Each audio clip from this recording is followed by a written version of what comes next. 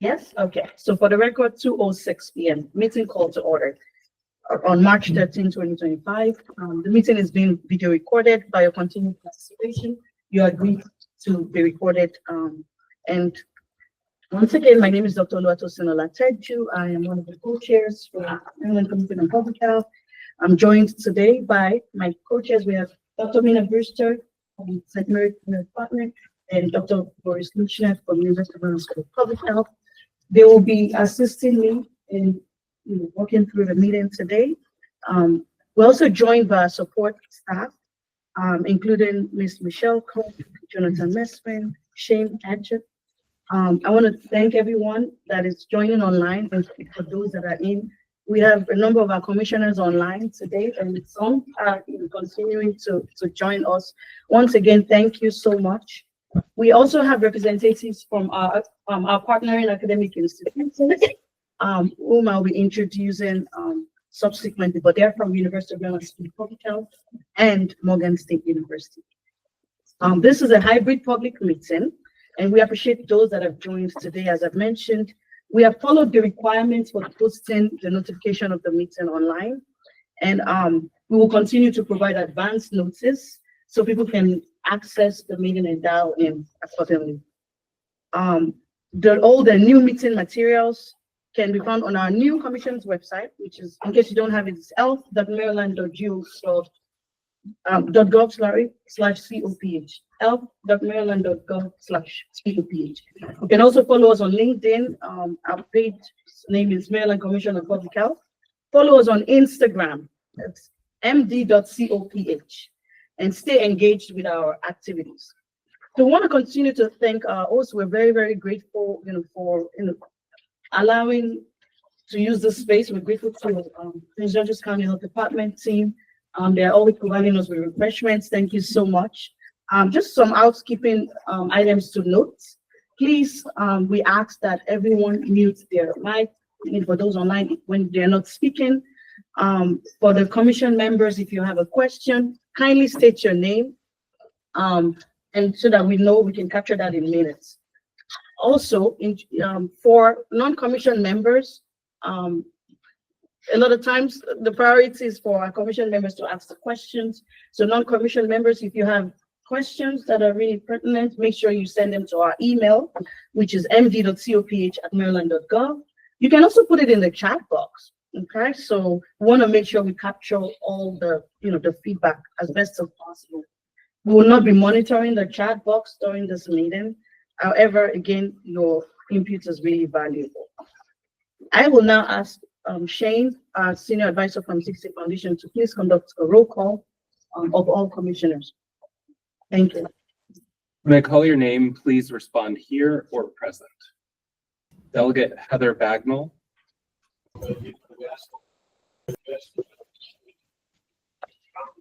Camille Blakefall. Present. Christopher Brandt. Here. Mina Brewster. Here.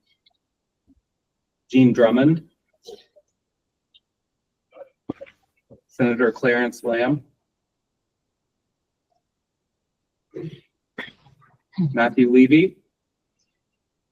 Here, not there. Benjamin Chin. Here. Boris Lushniak. Here. Nilesh Kalyanaraman. Oluwatosin Olateju. Present.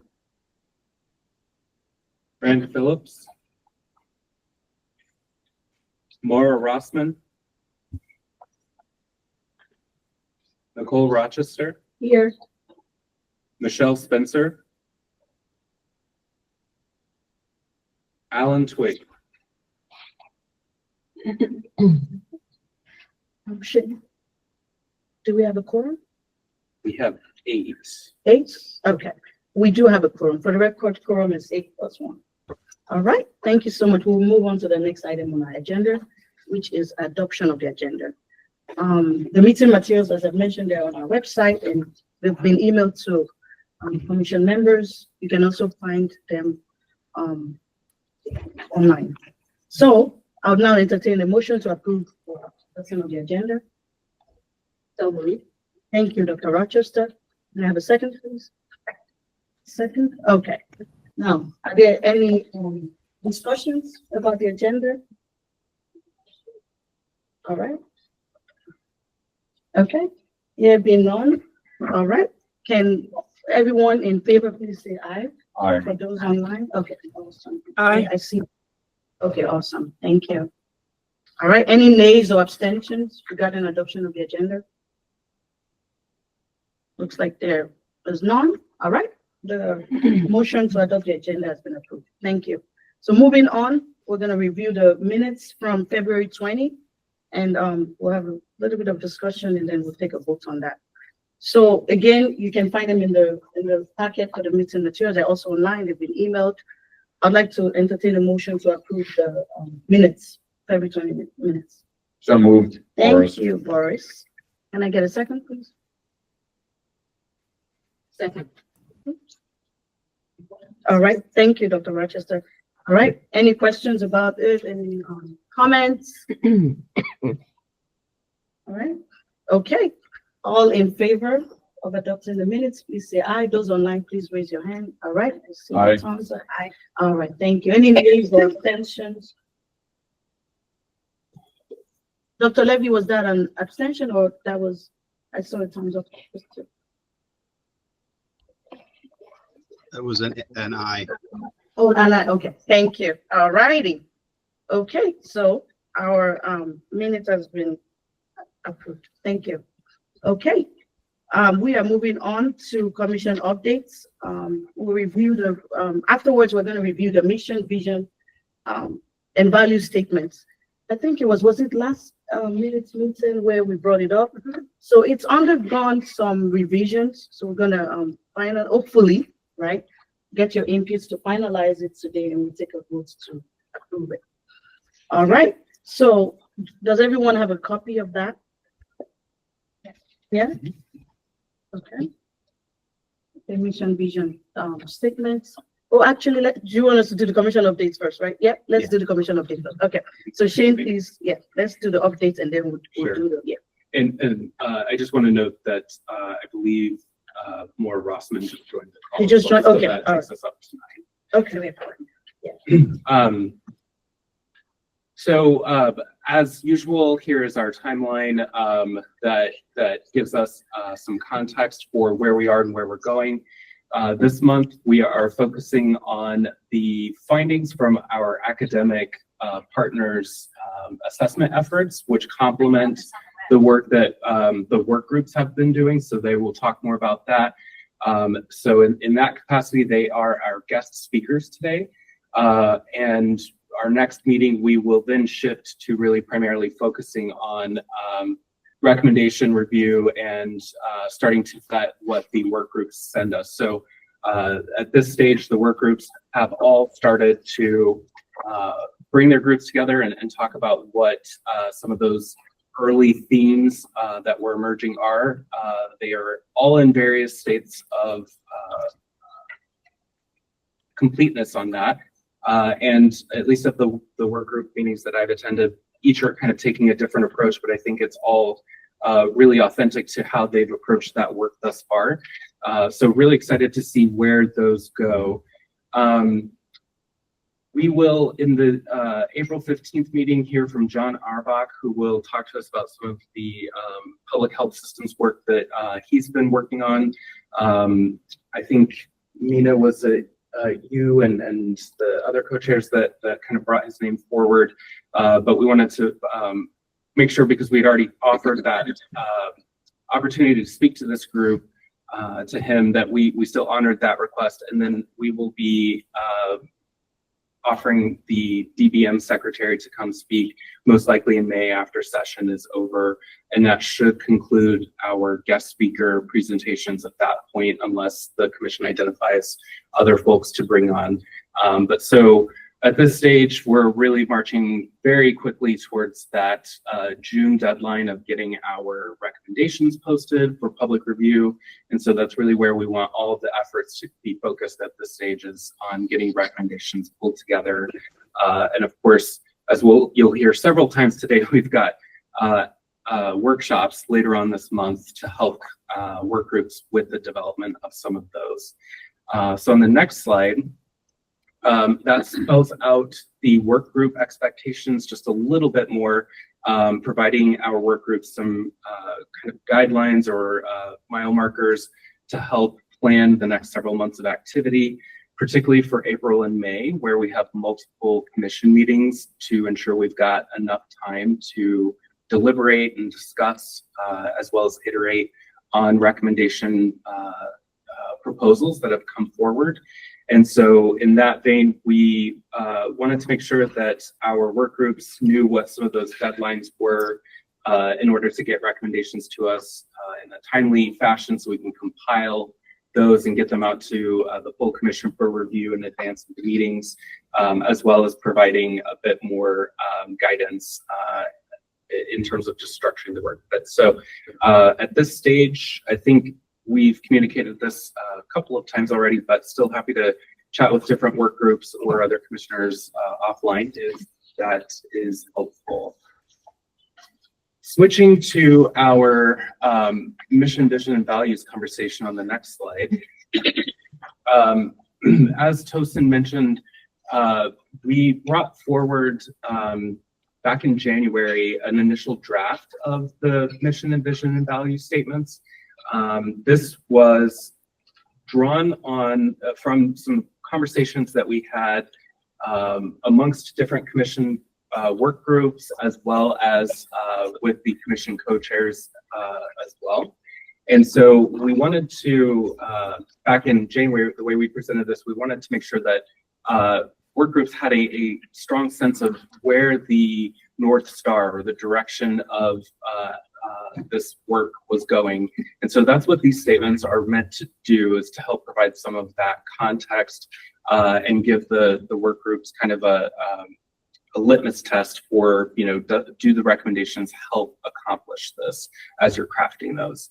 So at the January meeting, we had a great deal of feedback and discussion, which was really helpful and informative. We made changes to those statements based on that feedback and brought that forward in February just for review, since we didn't have enough time to really sit and discuss it at that meeting such that we'd be able to adopt it at that point. What it did is provide additional opportunity to kind of sit with this and make sure that it felt right.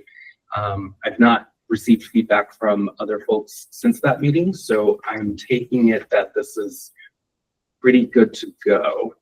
So the way this is currently worded, in case the presentation is too small to see on your screen, our vision statement is: the commission is guided by the goal of a healthy and thriving Maryland, where every community flourishes with equitable access to comprehensive public health services, empowering everyone to achieve well-being and improved health outcomes. And the mission of the commission is: through collaborative learning and listening, inclusive decision-making, and strategic recommendations, the commission helps create sustainable improvements to the public health systems that benefit everyone who lives, learns, and works in our state.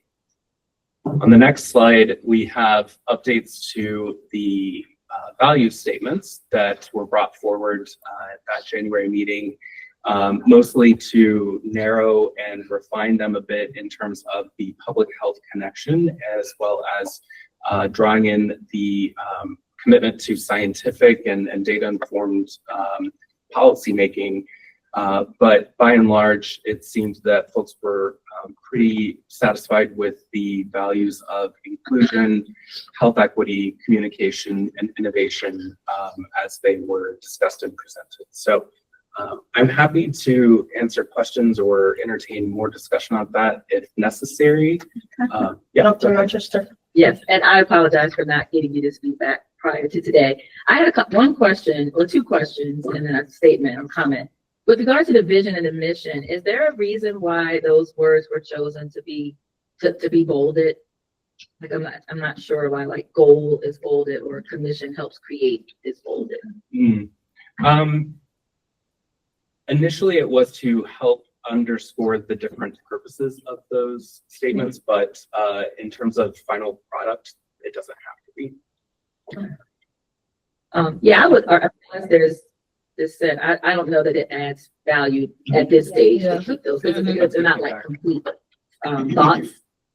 And then for the health equity value, the only suggestion I had is that we consider, the part we believe that public health systems should lead with health equity values, and that communities are diminished, and acknowledge that communities are diminished, just for a little additional clarity. That was it. Thank you. Can we quickly take a motion first? And then I have a second, and then we have further discussions. Dr. Levy did. raise Dr. Levy, okay. Well, can we get a motion? Then we have, I'll make a motion. sorry, can you state your name, please? Dr. Levy, okay, thank you. Thank you, Dr. Levy. Can I get a second, please? So just to clarify, the motion, Dr. Levy, do you mind stating the motion? Because my understanding is the motion that we may want to consider is adoption of the vision, mission, values with the amendments that Dr. Rochester had recommended about removing the bolds and adding in the phrase, acknowledge that in front of communities in the health equity values. I had a comment, but I thought after we make the motion, then we could have comments and then Yeah. adopt. And then adopt. Make the motion to adopt the as is, and then make the motion to adopt the. Thank you, Dr. Levy. My understanding. Can I get a second, please, from one of the commissioners? Second, thank you. All right, and thank you, Dr. Rochester, for the suggestions. We'll definitely consider those. Are there any other? He had a comment. Oh, you have a comment? Please proceed, Dr. Can you go back to the value slide for a second? I'm sorry, again, I apologize also that I saw it when we did it last time and then I got sidetracked. Can you go back to the vision statement? Shouldn't this, if it's a vision statement, it's not a goal, it's a vision. So wouldn't it be that the vision of the commission is that the vision of the commission is to create an environment, or to guide healthy and thriving Marylanders, where something like that. It should be that the vision is not the goal. It's not driven by a goal. It's actually the vision. It's the line of sight to the future. So I you know what I mean? Like, because we have a lot of other goals too. So the vision to me is really your like North Star. And so I think putting a goal in there is because when we do our strategic plan, for example, your vision, mission, values, goals, objectives, etc. So that's my comment. I'm fine if you leave it, but I thought I probably couldn't let it go. Okay, if I add to that, just to say that we could probably edit that to say the vision, right? Under vision, just say a healthy and thriving Maryland and the rest of the sentence. So delete like the first, whatever that is, 7 words, 8 words, 9 words. 8. Yeah, that would work, because then it's truly just your North Star. So to summarize what I've heard, we have a motion to amend this and delete the commission is guided by the goal of. And start with a healthy. Mhm. And We so, don't have a motion yet, but yeah. I just want to make sure I've got all these notes though. And then remove the bolding formats. And then add, acknowledge the in front of communities. Great. Michelle, will you go to the next slides? And so in the third line of the health equity statement here would be, and acknowledge that communities are diminished when individuals are left behind. Is that accurate so far? Okay. Yes. Okay. So we're going to, right? Yes. Can Okay, somebody? so yes, I take move- another- yeah. I need to state all those things. Okay. Yes. I move that we modify the vision statement to delete the commission is guided by the goal of, that we modify the mission statement to remove the bold font, and that we modify the health equity values statement to add acknowledge that in front of the word communities in the third line. And remove the bold. And I don't think there's any bold. the bold in the mission and the vision statement. Yes. Yes. Yes, thank Oh, you. yes, it removed it. Thank you. All right, and can we get a second on the, thank you, Mina. All right. So can we take a vote on, all in favor of adopting the, stated, recommendations, sorry, the stated, mission and vision, with recommendations, please raise your hand in the room. Yes, yes. Thank you. All right. The mission, vision, value statements for the commission has been adopted with the recommendation. All right. Do we need to call it? If you have any opposition, please, raise your hand. Are there any oppositions online or? No? All right. It is approved. Thank you. It's been a long time been reviewing this, so it's really great. And this is Camille. I think I'm just going to abstain from this vote because I think that the Department of Health is also working through these same issues and definitions. So, and I don't know where that's going to come out yet. So I think I'll abstain. So, all right, thank you. Yeah. Okay, so we are going to move to the next item on the agenda, which we've all been waiting for. It's been I don't want to call it the most prioritized item on today's agenda, which is assessment findings. You all know it's been a long time coming. Our partners, everyone has been on their toes to get us to this point, right? Including our academic partners, our work group members, the support team. It's really been all hands on deck. We want to thank all the partners, everyone, for this efforts that has brought us to this point. So as shared earlier, we're in our midst today, we have our academic partners from University of Maryland and Morgan State University, including Dr. Amelia Ryer, Dr. Anita Hawkins, Dr. Melinda Kennedy, who's virtual, Miss Brittany Bugbee. Oh, okay. Miss Brittany Bugbee and Miss Grace McManus. You'll find all their bios in the meeting packet.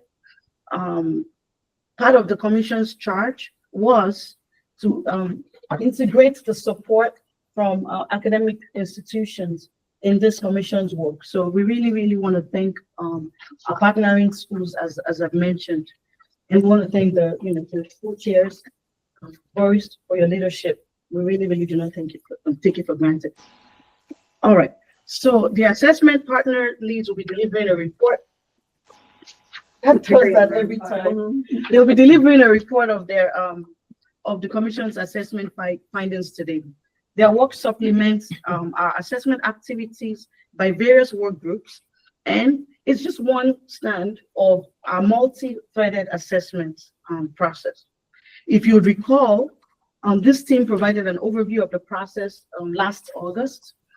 The assessment findings of the presentation today will not, and I emphasize not, it will not represent all of the commission's final positions or recommendations. And this is because some data is still pending collection and analysis. So I'll now call on Dr. Amelia Ryer and Ms. Brittany Bugbee to begin with the organization survey. Thank you. Great. I'd just like to thank everyone as the co-lead on this assessment team with Dr. Anita Hawkins from Morgan State for the opportunity to provide the commission this level of detailed assessment of the public health system. We really appreciate the opportunity, and it could not have been possible without all of the cooperation of all of the people that are involved in this. And I think it's just emblematic of the dedication and commitment to public health in Maryland. So I just wanted to start with that. This is just an overview of how the assessment team activities fit into this comprehensive assessment of public health in Maryland. And we want to really acknowledge that it is a complement to the work group activities that started before our work. And that's why the arrow goes all the way to the margin for the work group activities. They have been in place for a long time and doing their work. And we hope that our findings really complement that work. So we have 4 components of the assessment team activities that we want to report on today. And we're going to start with a review of the organizational survey findings and the methods there. You have not heard too much about the organizational survey, so that's why we wanted to start, because it's the most fresh set of data that we're collecting. So I'm going to turn it over to my colleague Brittany Buckey to go ahead and start that. Thank you. Thank you. Good afternoon, everyone. I'm very excited to bring you the results of the organizational survey. As Amelia mentioned, it's fresh, hot content here, so excited to share this information with you. I just wanted to start with a review of the purpose of the organizational survey and a bit about the methodology. So first, the purpose was to collect primarily quantitative data.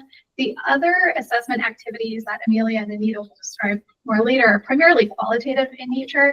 And so this is our quantitative complement to that. So we're looking at the numbers here and looking at the structural and operational aspects of the health departments. That includes both the local health departments as well as the Maryland Department of Health, multiple offices within MDH specifically. We received responses from all 24 health departments, which I'm very happy to report. So these data are really full representation of those structural operational aspects of our local health department. So a very big thank you to everyone at the local health departments. I know we asked for a lot of information. It was not an easy lift. So the fact that everyone was so engaged in it is just very much appreciated. For Maryland Department of Health, we've received responses from 4 offices so far, and there are more to come. So there will be more organizational survey results pending. Thank you to Vanessa Lambers at MDH for her assistance with facilitating that at the state level. The responses received so far from the Maryland Department of Health have been primarily qualitative, more open-ended narrative so far. So my presentation today, because I'm focusing on the quantitative, the numbers, it is going to be representative of the local health departments only, but the information from the organizational survey for MDH will be incorporated into our final assessment findings report. And I also in the middle there have the topics. There were 6 sections to the survey. The list probably looks very familiar because it is essentially the work group topics with procurement added in as well. So we're going to start with funding today. And so in this figure, each blue bar represents the 24 health departments, the local health departments in the state. And these are their FY25 operating budgets. So you can see here on the low end, it starts around 86 million. Spans all the way to more than 200 million. So quite a variation there in terms of operating budgets. For our green bars, the first one here is the mean, which is $44.1 million for operating budget. That's our average. And then we also have the median there at around 30 million. So about half of them are operating under $30 million, and about half are over that mark. And because we did get responses for this item from all 24 health departments, we could total it up to capture the overall number, which comes out to be just slightly over $1 billion in terms of operating budget for the local health departments across the state. I will say, if you look at it by population, I don't have a slide to show this yet. This is where my mind took me earlier this morning. I was curious. It does somewhat track with population. So the smaller budgets that you see here, it makes sense that those are the counties with, lower populations, whereas the higher end of that, those are larger. In addition to just dollar amounts, we asked where exactly is that money coming from? And these bars here represent the overall average across the 24 health departments. The first one is core funding here. So that was 13% overall. That's what's being contributed for operating budgets. But in the box there, it shows the range. So it ranges from 5 to 21% among the health departments, which you'll see as the ranges go on through these other funding sources. This is actually a pretty small range. So relatively consistent across the local health departments in terms of what proportion of their budget comes from floor funding. Our biggest section of this is at 27% other state funding that is not federally sourced. But you can see here an example of where the range is very, very broad. It goes anywhere from 5% to 59%. And then at 22%, we have other state funding that is federal flow through. So that's our next biggest chunk there. And so adding those all up together, you can see about 2/3 of this is state funding from various sources. 5%, small percentage there, that's federal funding that is received directly. Very large range on that one as well, from 0 to 44%. 19% is local and county funding. 10% is insurance reimbursement or self-pay collections. Tiny slice on the end, just 2% there. Those are other fees collected. So for example, any vital statistics fees, environmental health fees, anything like that goes into that category. And then we had one slice here that was so small it couldn't even be visualized, which is other grant funding at 0.1%. So that would include foundation grants, nonprofit organizations, that sort of thing.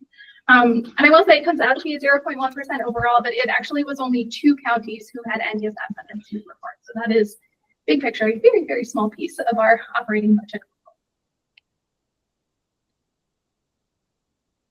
As I mentioned, we had a section in the survey on procurement, and so I wanted to show some of the results here. So on the bottom from the left to right, the numbers represent the number of contracts executed or managed by the local health department.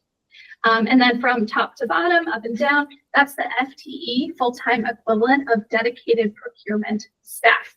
So this is trying to capture the relationship between the number of contracts managed and executed versus the staff support to do so. And as you can see, there's not really a clear relationship here. It's a little bit over the map. We have some counties who are managing relatively fewer contracts, who have greater staff support, whereas some counties with numerous contracts who have less staff support to help. I will also say, so here you'll notice the wording on the left says dedicated procurement staff. We did also have a separate question in the survey that asked about dedicated staff time to oversee contracts once they had been executed, to make sure, for example, that vendors are fulfilling the requirements of those contracts. And it turns out it was actually quite hard, I think, for many local health departments to respond to that question, because that task is generally a shared responsibility among people who wear many different programmatic hats.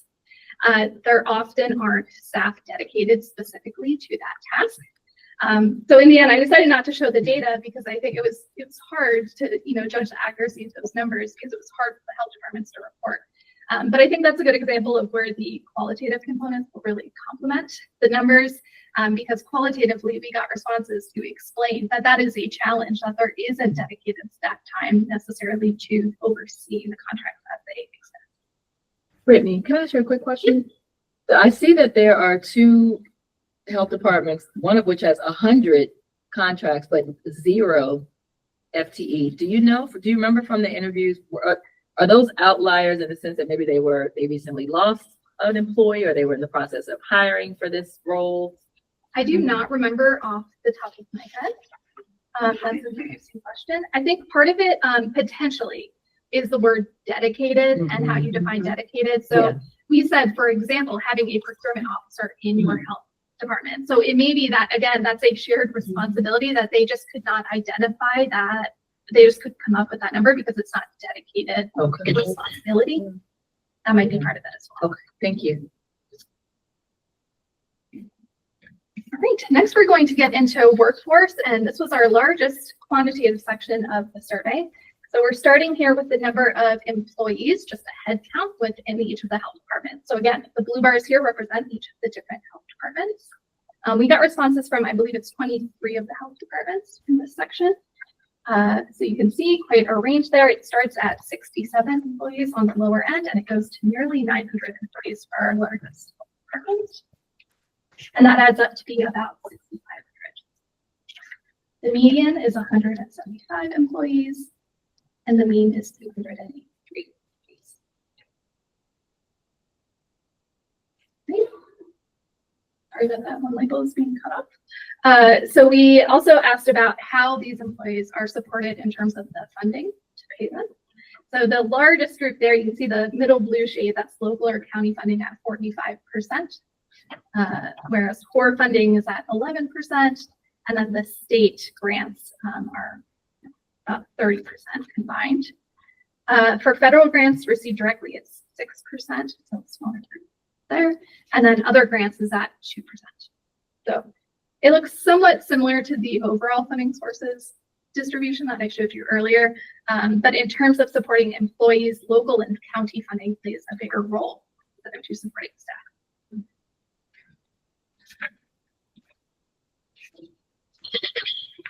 We also wanted to capture how the workforce has changed in terms of its size over the last few years. So we asked them to think back to fall 2019. We wanted a pre-COVID time point through fall 2024 and how the size of their workforce compares. So you can see the orange bars on the left represent where there have been decreases in the size of the workforce. Green is where it has grown. And that middle bar, the tallest bar there, 43%, is where it stayed the same. So for the majority of our local health departments, the size of the workforce has either stayed the same or it's actually growing. I will also say, so stayed the same, we define that as within 5% for the purposes of our health department, but especially for the larger health, I mean, 5% can still represent a lot of people. So just wanted to acknowledge that. We also wanted to capture how long the hiring process takes because we had heard quite a bit qualitatively about that in the focus groups and the interviews. So for this, I want to start with the definition that we took from the CDC's Public Health Infrastructure Grant, where this definition came from. They talk about time to fill as the median number of calendar days from when the job description is posted. People can start applying for the job through the time when someone actually shows up for the first day of work. And so overall, the median there was 80 days for time to fill, but there was quite a range. It ranged anywhere from 35 days on the quicker end to 215 days on the longer end. So definitely variation among the local health departments. It was longest for state merit positions at 113 days, and also for local merit positions at 75 days. In comparison, it was relatively quicker for contractual special payments positions at 52 days and 35 days at the state and local level. So that long length in hiring is driven primarily by the merit positions. And then we asked about the different occupations working within the different health departments. And for this, we used occupation categories that are defined by NACCHO. And asked about FTE here instead of a headcount, just recognizing that some occupations lend themselves more to part-time positions than others. And you can see here, looking at the FTE, that the largest group in the local public health workforce is the nurses. So this includes registered nurses, advanced practice nurses, and the licensed nurses. Although I will say, I believe about 90% of them are the RNs. So the RNs specifically, their FTE alone totaled over 1,000. So the largest group by far. There's also administrative support staff that, making up quite a large chunk there, over 800. Behavioral health staff, see it goes down from there. And I will say on the higher end, the nurses, the administrative staff, behavioral health staff, those are positions that every health department reported having personnel for. But when you get to the lower end where the FTE is lower, the epidemiologists, public information professionals, not only was the FTE reported lower, but many health departments just didn't have any FTE, anyone in those positions to report. So for example, for public information professionals, I believe it was only 14 health departments had a dedicated public information professional chair. I didn't show it on the slide because there is a caveat here. There's a little glitch in the survey where a couple different counties did not see the items about IT specialists and about business and financial specialists. So I just wanted to acknowledge the business and financial specialists, their FTE was around 300. Again, because we didn't get responses from everyone, I was hesitant to show the total, but it was around 300. Whereas for the IT specialists, it was around 42. So if they were on here, they would be qualified. I know there have been some questions about accreditation. So here you can see about half of the local health departments are currently, not almost exactly half, are accredited by the Public Health Accreditation Board. And 8% are currently in the process right now. The rest are kind of in the midst of either exploring it or they've decided already that they will not be pursuing. For community health needs assessments, I think Amelia and Anita are going to touch on community health needs assessments later. So I wanted to show you these numbers to provide some context for what's about to come. So we asked how the responsibility for community health needs assessments is shared in their jurisdiction. In most cases, it is a collaboration between the local health department and the hospital. That was 63%. Whereas fewer, either they complete their own or it's a singular independent responsibility by the health department or the local hospital. In most cases, it is a joint. And I will say in that 13% where they each complete their own, one of the health departments did share that they're currently in talks with the local health department about what it would look like to do a joint community health needs assessment. So they might be moving over in that direction. For IT and data infrastructure, a lot of the questions here centered on electronic health records. And we asked about the different platforms that they use for EHRs. All of the LHDs use at least one EHR platform, but really almost all of them are using multiple platforms. So 71% listed 4 or more platforms. In the survey, we let them list up to 6 systems, and it turns out we should have given them more than 6 spaces because there are just so many different systems being used for different purposes. The most common platforms you can see here is PatTrack, Careware, and Patagonia, but there are like 50 different systems named as being used by at least one local health department. Only about a third of them have at least one EHR that has integrated billing capabilities, so that is not very common across the board. And about half of them have a platform that connects with PRIMS. And then we asked them, in addition to what platforms do you use, we asked what do you use them for? Many things is the short answer. You can see the different categories here. Infectious disease tracking, environmental health, maternal and child health were the top categories of uses. Within those, some of the specific programs or services that came to the top were STI tracking and STI treatment. Food safety was the big one in environmental health. Reproductive health clinics fell under maternal and child health. The 96% for other programs and services, that high number is driven mostly by Medicaid-related services. I think Medicaid transportation was one. That was up there. Whereas on the lower end, oral health. Sorry, Nishanka. Was on the lower end there. And then lastly, wanted to touch on communication. Quantitatively, what we collected information on in that section was the different communication tools or channels that they use to engage with the public. I see here, similar to what I said for EHRs, the short answer here is many different things. They're using many different methods of communicating with the public because we know there are so many different groups within the populations they serve. So to reach them all, they have to use many different methods to reach them.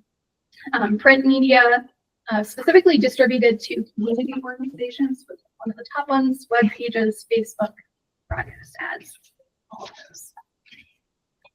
We also, I'm going to sneak in a qualitative piece of information here. We had one qualitative piece of question that asked about what is most effective for engaging with the public and what's least effective for engaging with the public.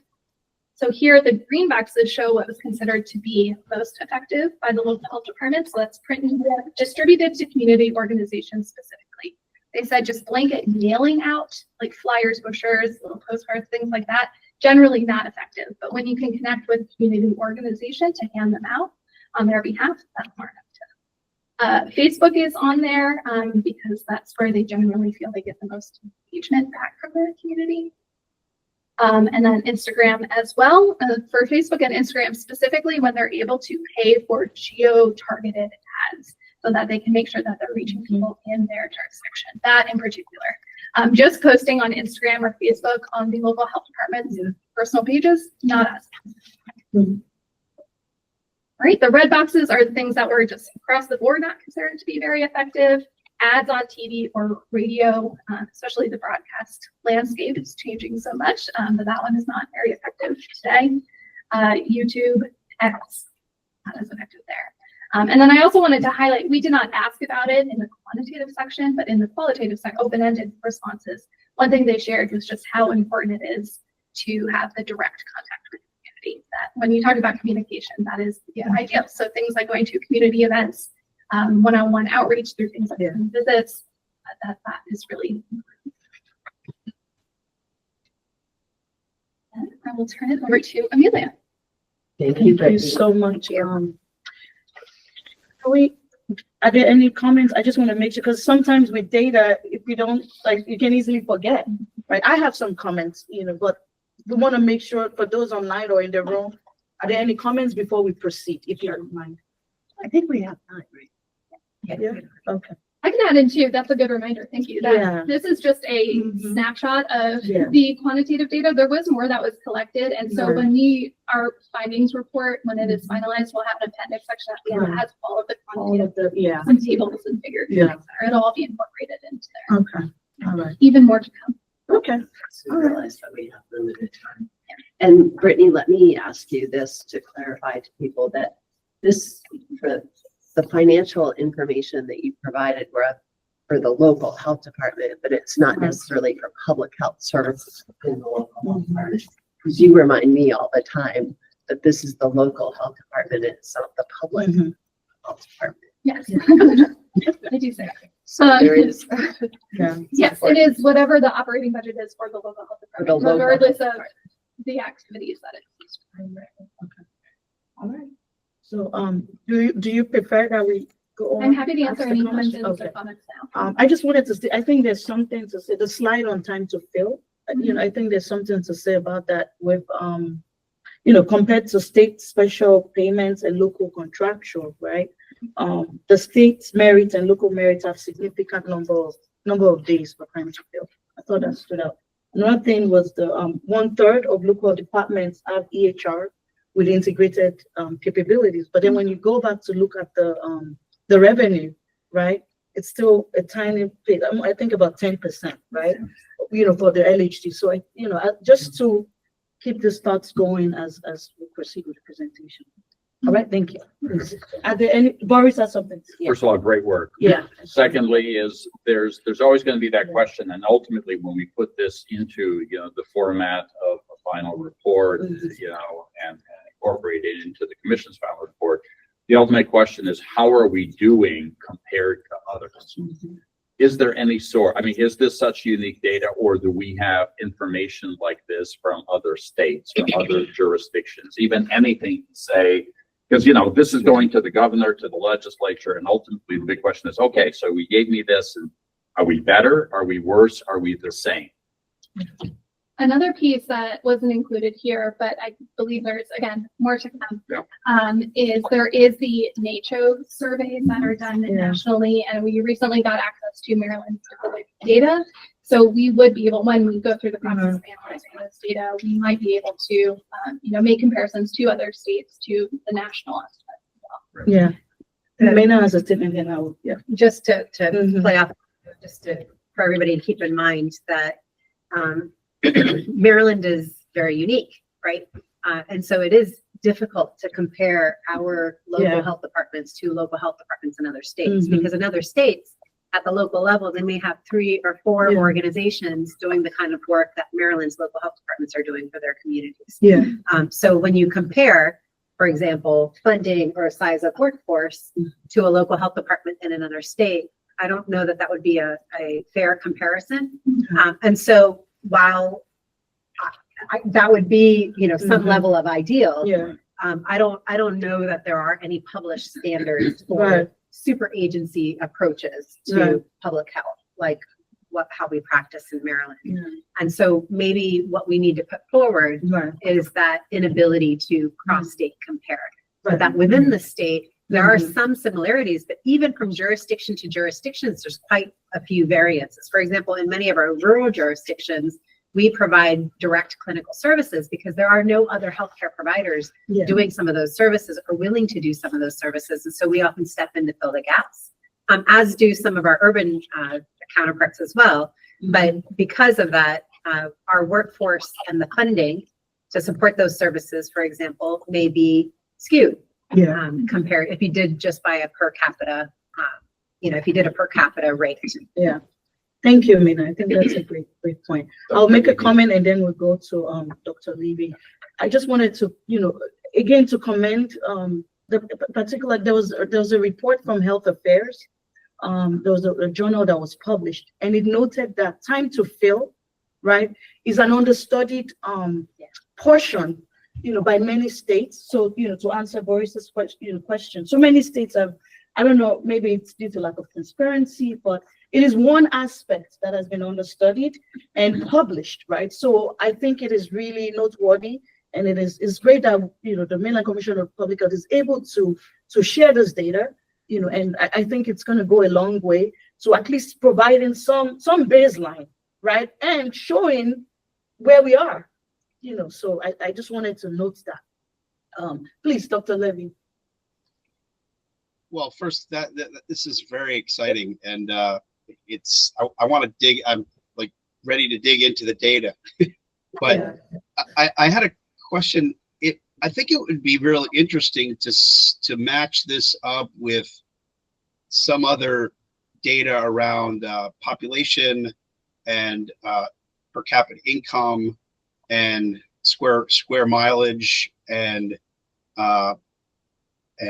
social determinants of health, things like that, to see how it lays out across the entire spectrum, to see if there's an equity issue here that might need to be rectified as we move forward in the report. Just a thought. Both on workforce and funding, you're saying?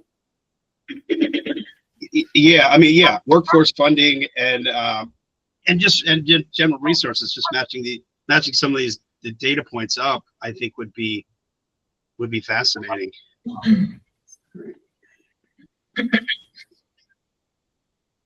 Yeah, thank you so much. I think that's a great comment. We have another comment from Mina, and then if there is no other, we'll proceed with the second aspect of it. And just, I didn't mention it earlier, but this has been a tremendous amount of work and energy and labor of love, really, by all of you involved in the assessment team, including Dashanka, who's representing the commission with the assessment team. We're just all incredibly thankful. I know all of us at the local health department, we have several local health officers in the room here today who came specifically because of your presentation and the extraordinary effort you made to gather assessment input from the local health departments. And so we are very eager, as local health officers, very eager to translate this to improvements to the local public health system. So I think, I remember you mentioned that there were a couple of missing pieces from the 100% input at the IT and finance, for example, personnel level. We're really still interested in those. So I'm wondering if you know which health departments haven't completed whatever was missing to get to that 100% level. I think because having that 100% data is very meaningful to us at the local level. If you just work with us individually to let us know that those pieces are missing and to gather that information, I think we'd still want to do that. So thank you. Thank you. I see Mara's hand raised. Please proceed with your question. Yeah, hi. Just a brief comment and maybe worth an asterisk. For public health nurses, I forget how it will break out, but there are some local health departments who employ the school nurses in the local educational agency and others don't. And that can greatly skew the number of public health nurses within the LHD. If there is a way to tease that component out, then it might provide a little bit more. Yeah, that's a great point, Laura. And it relates to my general comment that these are local health departments providing behavioral health services. And so it's not necessarily that they're all public health, purely oriented. Although we consider behavioral health public health, right? It's in our foundational But public the health treatment of service. it versus the, Yeah, even that, just like we consider primary care as part of public health, Definitely. kind of what Yeah. behavioral health, we consider that as well. right. And so what those school nurses do, or, it's a distinction worth. Yeah. Okay. If there are no further questions, please. Great. And to Boris's point, we might have limited capability to compare to others, but over time, there might be trends that we might want to look at too, Yeah. you know. So compare to ourselves over time, and whether or not we're doing, you know, adjusting for inflation, or we keeping up. Okay. So like I said before, we have several components of qualitative data. And my colleague, Dr. Hawkins, was responsible for the public comment section. And I'm going to first describe the methodology for the qualitative interviews that we conducted and the focus groups very briefly. So the final sample consisted of 76 entities across the state, representing 104 voices, because some of the interviews that we did had more than one person on the line. All 24 local health departments, NACHO. I would be remiss if I didn't call them out as the umbrella organization for all the local health departments. Several different agencies in the Department of Health that play a role in the public health infrastructure, different state agencies that are involved in various aspects of public health. We had good representation from policymakers, county execs, advocacy organizations all across the board that provided a lot of valuable information. And then other entities, including health systems and all different commissions. I still have the title response not received yet, just because we don't want to rule anything out in terms of additional data collection. But it is pretty much the final sample, what you see here.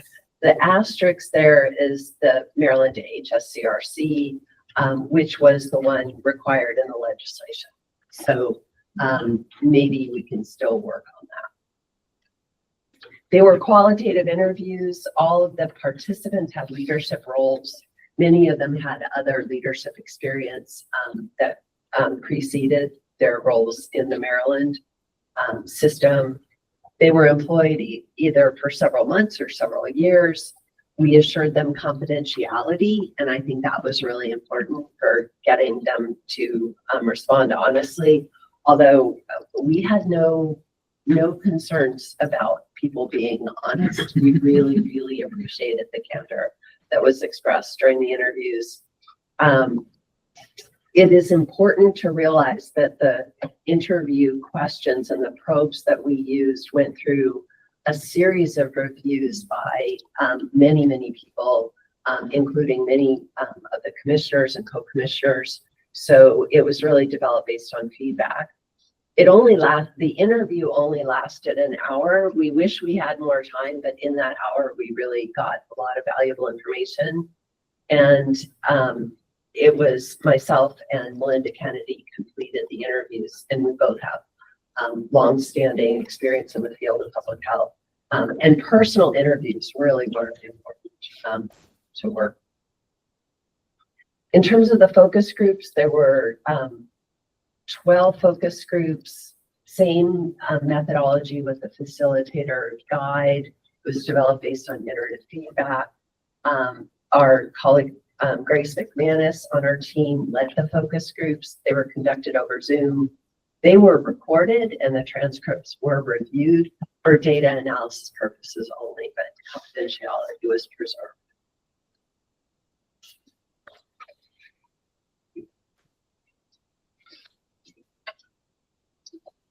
So the other aspect of the qualitative data collection came from the public comments. Public comments, unlike the interviews for the stakeholders and key informants, had those individuals had received scheduled interviews. I mean, those interviews had questions that were already structured. For public comments, the public was made aware of the mission and the purposes of the commission, but comments were open. And so being able to sort of extract from the public their perspective was really important. Comments were from the period between April of last year through October of last year. There were 6 listening sessions. In addition to the listening sessions, individuals were able to submit online their public comments, and they even had an opportunity to submit voice messaging as well.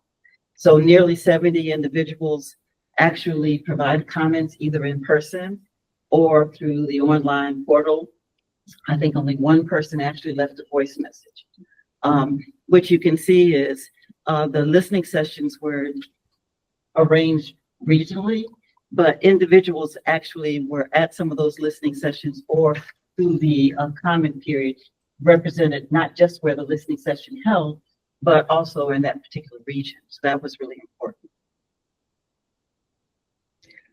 The way the public comments were analyzed, basically, we looked at the way the public health the commission was scheduled in terms of things are set up, looking at the work groups.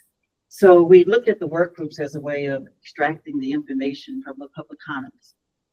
But we also looked at what the foundational capability areas that the commission was focusing on for each of their work groups to be able to extract that information. So the listening sessions, we had transcripts from the listening sessions. Then we tried to extract the information. Of course, people provided comments about multiple things. So it wasn't as simple as each comment was about one particular thing. But these were the areas primarily that they were extracted in that area. What was really important to note is that the people who commented represented both people who were actively working in public health as well as residents. And so what you saw is residents who either had interacted with the public health system and were able to speak to that issue, or individuals who are working frontline in public health who were able to provide comments. So putting it all together was quite a task. So you have focus groups, you've got all this qualitative data from the interviews, you have the public comments, and we didn't want to have something that was just repetitive. So we wanted to braid together all of these different perspectives. So we did a very, very detailed data review. We met at least on a weekly basis several times in pairs to go over what we were learning on an iterative basis so that we could actually incorporate more questions or more detailed probing of certain issues as we developed or as we proceeded with the data collection. So we did all of the local health departments first, and then we spun out into the different agencies and other sister agencies and healthcare organizations.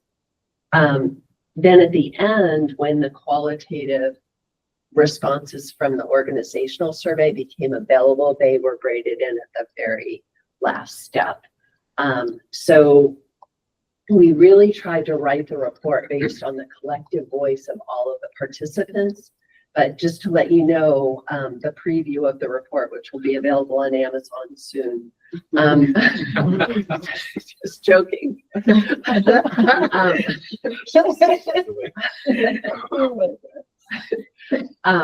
We tried to organize it in such a way that was readable and useful.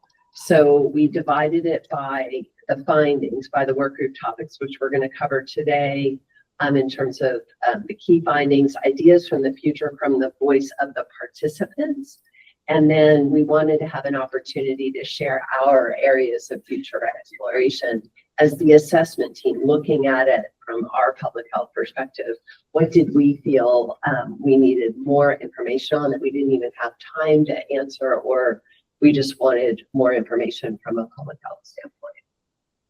Then we had special topic areas that weren't necessarily fitting into the work group topics. And then our charge from the legislation was really to assess how well Maryland is doing in applying those foundational capabilities to certain issues that were named in the legislation. And then as we had all of this qualitative data, it was just really, really important for us to shine a light on some cross-cutting themes that came across in all of the different interviews So that's what I'm going to share with you today as well. Sometimes certain groups are identified based on their perspective in the report. So an example would be the health officer's experience with local workforce shortages. And then quotations, we sort of went back and forth on this because we wanted to preserve confidentiality. So, but quotes are so powerful, and some people really eloquently expressed something that we didn't want to lose. So what we decided to do is sometimes in the report, you'll see a quotation and it's either someone saying something directly that we had taken notes on, or a composite of two voices together. So I think those will be really useful for people, and I think they're very powerful. So today I'm going to go through the work group topics and special topic area findings, the 3 legislative issues, and then the cross-cutting findings. So with respect to governance and organizational capabilities, the key findings are summarized here, but there's going to be so much more detail in the report. So this gives you sort of an orientation to what the report will show. Of course, the core of public health activities is centered in the State Department of Health and the local health departments. Brittany's provided that quantitative information. But these 4 areas are really critical. One is that there's just a lot of dedication and leadership in our system, that you cannot deny that the professionals working in the public health system are knowledgeable, dedicated professionals. There is a desire for increased communication between the local health departments and the State Department of Health. We explain this in the report in great detail, and we explain how there has been opportunities for communication, and there have been some structured forums for communication, but that there is a desire to improve the quality, the bi-directional nature of that communication. But there's also the opinion that the state has a lot on their plate, and that there are constraints on time and resources to have that sort of bi-directional communication, but that they are open to understanding what the needs are of the local communities. And sometimes there's a lot of things that are not expressed, a lot of work that is being done at the state level that just may not be communicated to the locals. But there is just a desire for more open back and forth dialogue. And so creating those forums is something that people really, really want. And I'm spending time on that because it is such a major theme, not only within or between the local health departments and the state, but across entities within the Maryland Department of Health, between advocacy organizations and the public health operational personnel. There's just communication was being throughout everything. So I think that's really, really important. We asked about the shared governance model, and we received a lot of information about how there are certain benefits to the shared governance model in terms of oversight, expertise, funding, of course, but there are some challenges, and there are administrative challenges with the way that things are being done now, and that things could be much better, especially on the HR, human resources angle, and in terms of grants management and the expertise that is required to coordinate and streamline both the personnel aspects of the operations and the grants management, because you've seen now the quantity of contracts, the quantity of funding and funding streams that are coming through. So there's really some need to really administratively streamline things.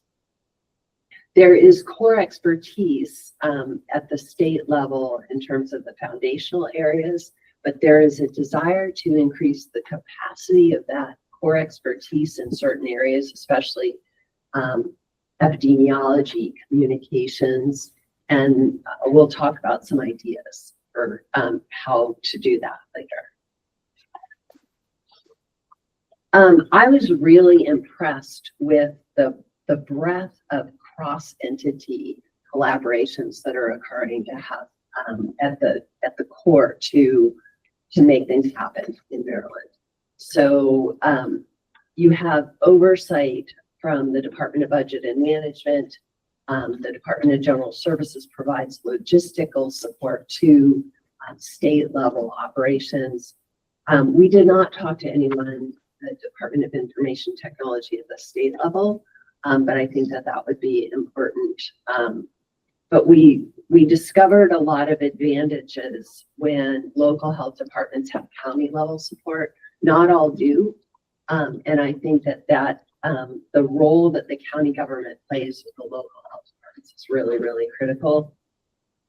And then how other state agencies are involved directly with the local health department to help them on certain areas, especially environment, the Department of Aging, the school system, the Department of Disabilities, and I'm not naming all of them, but there's a lot of brokerage between the local health departments and the state on some of those issues, where the state agencies have programs and they broker them through the local health departments to get to the communities. And then there's a lot of communication between the Department of Health and these other state agencies. So it's a very, very complex system, and a lot of communication has to be managed. And it's of no surprise that communication issues are a challenge when you have the volume of communication going on and the amount of activity going on in different areas. In terms of funding, insufficient funding to execute programmatic activities was a constant theme.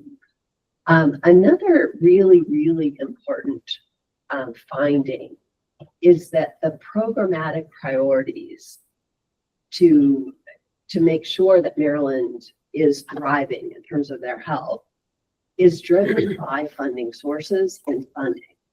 Yeah. So it's not necessarily that a community needs assessment is identifying the health problems of a community and science is driving the program that needs to be developed, and that funding is then obtained after that priority is determined. It's more like there is funding available for this, and the nation has determined, and it is a priority in our community. It's not that it's not a priority, but that the funding is driving what the programmatic activities are. And I'm not sure, we can talk about a little bit later how to supplement our activities with more data-driven approaches.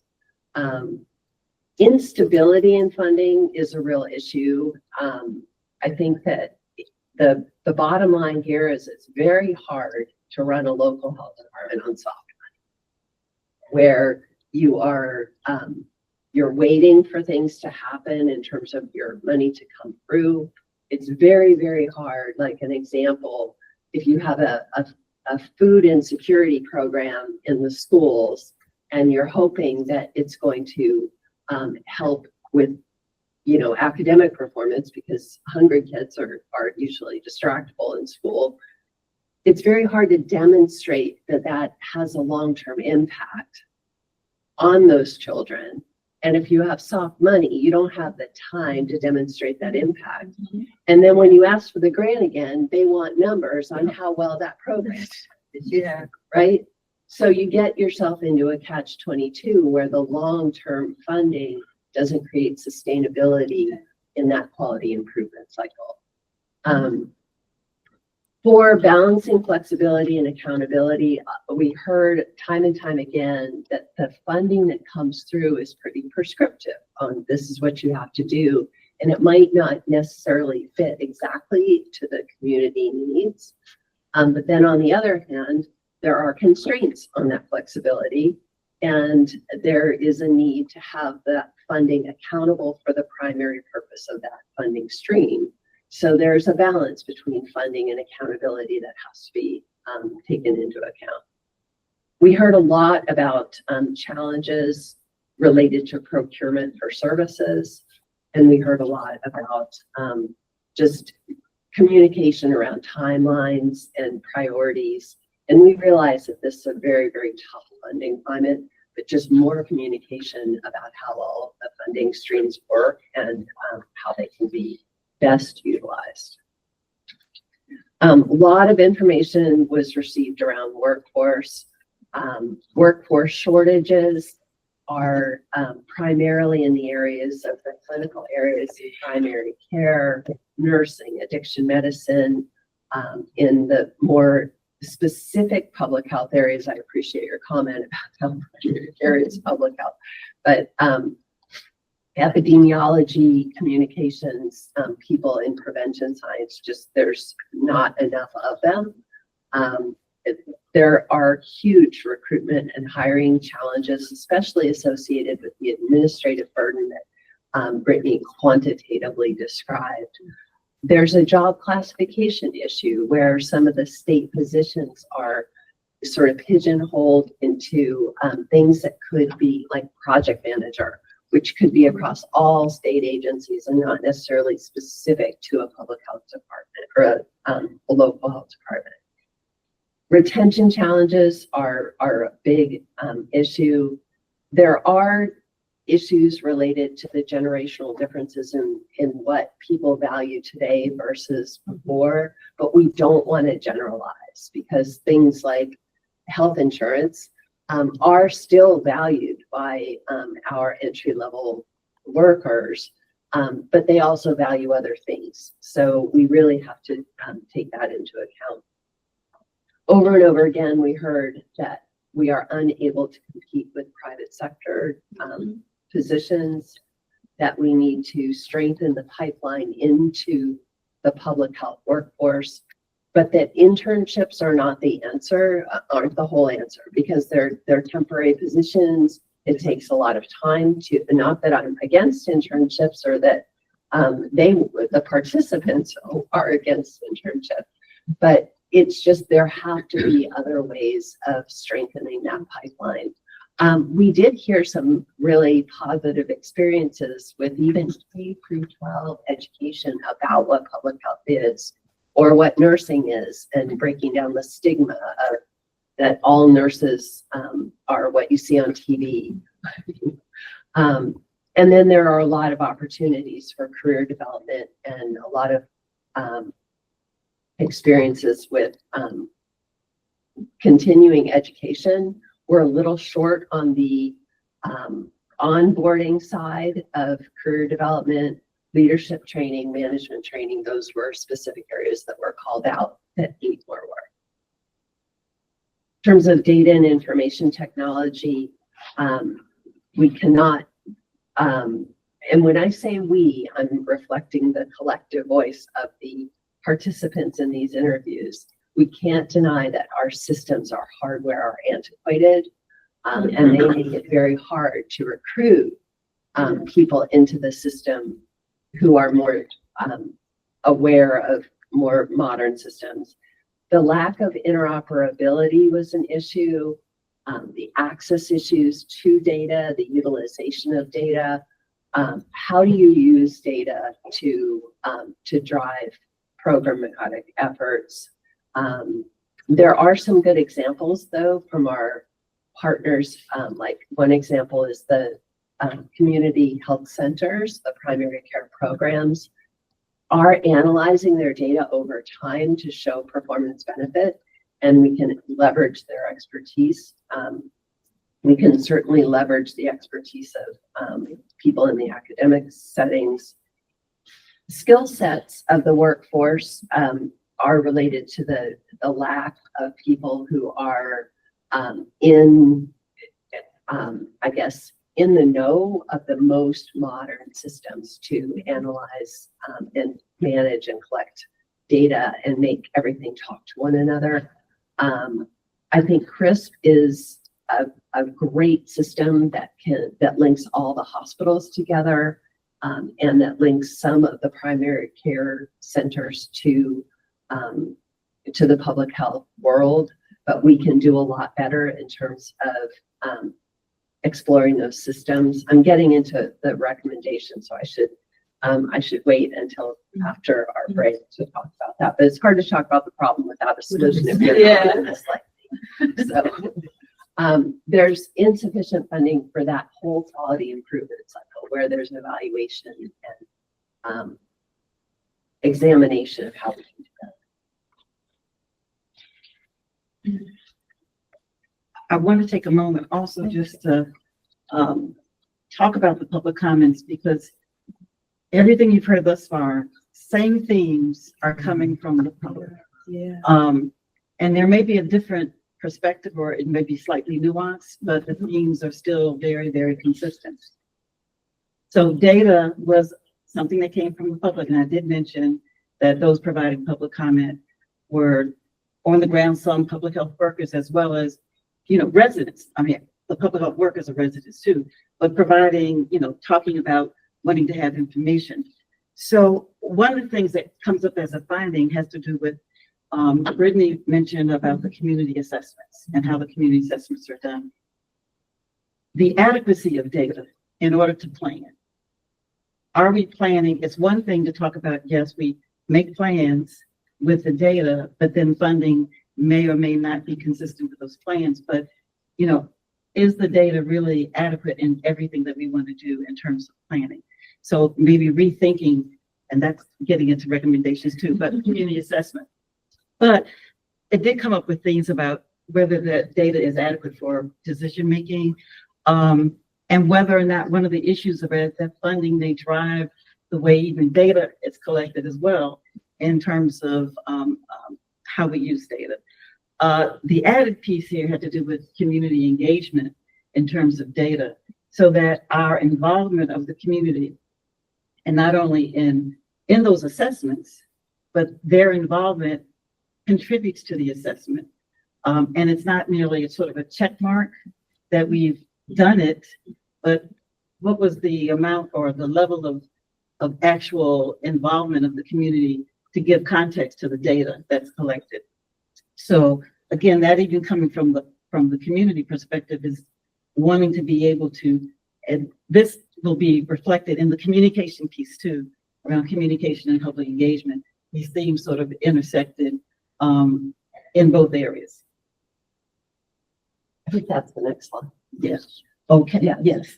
So this is what Dr. Hawkins was talking about, creating true opportunities for the public to engage, where the direction of the communication has to be bi-directional. We have to allow the public to engage. Sure, sure. And then I'll do the other thing. Okay,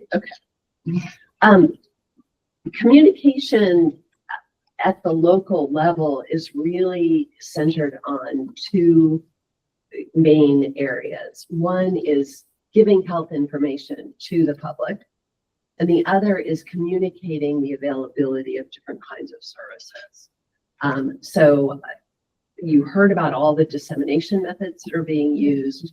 The over-reliance on technology was a common theme, that we really have to have different methods for different kinds of people, and that we have to reach diverse audiences, but actually overcome the public mistrust that happened even before COVID, maybe was exacerbated by COVID, but we have to find ways of doing that. Do you want to say more about that? Yeah. So again, around the creating true opportunities for engagement, because communication isn't engagement. Communication often is disseminating information, and it's one direction versus bi-directional. And even just bi-directional communication is not true engagement. And it's necessary, one of the issues around mistrust, because there were some problems with communication, but there are also disengagement. So part of community engagement is the lack or the troubles with or challenges of community engagement may have created or exacerbated the mistrust.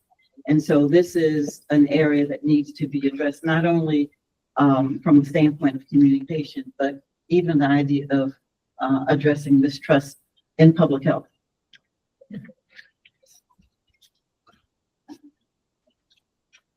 Okay. Yeah, that's, okay. So the special topic areas that didn't fit that nicely into the work group topics are partnerships, which I covered pretty much when I showed that big slide of all of the different entities that we communicated with. I'm sorry. Sorry, the previous slide, I just want to make, I wasn't sure if you touched on. Was there a preferred modality? Because I'm just trying to align it with what the LHDs, was there a preferred modality based on the respondents? No, but based on the Brittany had that organizational survey that talked about all the various communication Right, methods that are being used. right. From the organizational, we didn't have the preferred modality. Okay. You're probably addressing something from the From survey. I think she From the like- public, so did the public have a preferred modality? That did not come out of public Right, comment. It may come out something else, but it did not come out from public comment. It was just a sense of, we want to be listened to and heard. Right, right. And so Mhm. that part of their engagement was really important. and maybe the choices aren't even available, Sure, yeah. right? So they didn't speak to particular issues, particular mechanisms for communicating with them, or even particular mechanisms for engaging. Yeah. There were, at several times, applauding the listening sessions Yeah. as an opportunity to be able to be Mhm. heard. But it also mentioned, well, there were mentions about making sure that there are more opportunities like this beyond just the commission's work, Mhm. but just generally in public health. Okay, thank you. And let me also say that the elected officials, who we spoke to said, we need to be communicated to on a regular basis, and there has to be more proactive communication with your legislators about what's going on the ground and in public health. And we also need to know more about what you all are doing Yeah. to support it. And I think that waiting for something to happen Yeah. or a crisis and not proactively communicating with elected officials Yeah. and seeing them as part of the public and part of the lay public who might not understand all these issues is a really important message that we got. Yeah, I couldn't agree more. All right, thank you. In terms of partnerships, Maryland is doing very, very well in establishing partnerships. We are really leveraging our partners well. And I think that we are using them to, we're using the partnership to disseminate information, identify people in need of services. We're also providing conduits to the potential recruits to the workforce. These partnerships increase the likelihood that we can get funded. I would have said a few months ago, federally, some federal grants really require that there are partners to execute the work. In terms of emergency preparedness and response,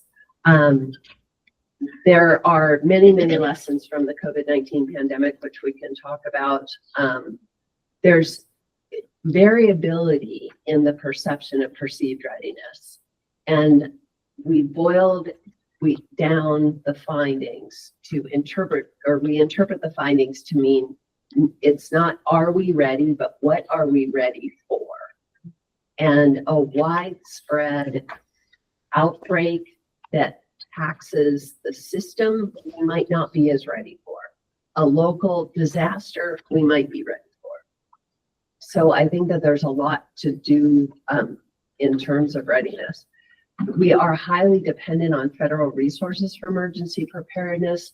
We have challenges deploying personnel from one area to another. There is a need to clarify roles and responsibilities with respect to emergency preparedness. We utilize the Maryland Respond Corps, but we probably don't engage volunteers as much as we should in a coordinated fashion. And there's a real need to make sure that local emergencies or outbreaks are identified at the earliest stage possible so they can be managed. So these are the selected health issues that were in the legislation. So I want to quickly go over. The report has more information on these three things. Specifically related to COVID-19, what I said about emergency preparedness applies here. But I think that from the COVID situation, we learned that communication and clarification of roles and responsibilities and planning is really important. There is variability again in terms of the readiness for future infectious disease outbreaks. I would say that there are challenges with response to lab networks and knowing the results of laboratory information right away in a coordinated way. In terms of overdoses, the legislation specifically asked about our public health system's ability to address overdoses. And when we presented that to the participants, a lot of them said, isn't it interesting that the legislature wants to focus on overdoses, which is a very big problem, but it is emblematic of the fact that they are focused on the downstream consequences of a very long situation in people's lives that lead to that overdose. That the legislation inherently is focused on maternal and infant mortality and overdoses, which are the outcomes, not necessarily the root causes and contributors. So there was a widespread recognition that upstream strategies, substance use prevention efforts, and things like tobacco control, cannabis use prevention among young people are needed to reduce a cascade of experiences related to addiction. And we need to be concerned about the things that people are living with, not just the things that people are dying from in terms of the behavioral health area. And I would add behavioral health came up and suicide prevention came up in the same context. In terms of maternal and infant mortality, again, this was a common theme that upstream strategies are needed. Some people pointed out that even in K through 12, like the upstream, the social determinants of health that lead to maternal and infant mortality are things that we need to be doing. Ensuring that equity is there in terms of access to prenatal care. There are several models to improve the health of mothers and infants, be more healthy babies is one of those. But that also data infrastructure is really important for understanding what those drivers are of maternal and infant mortality.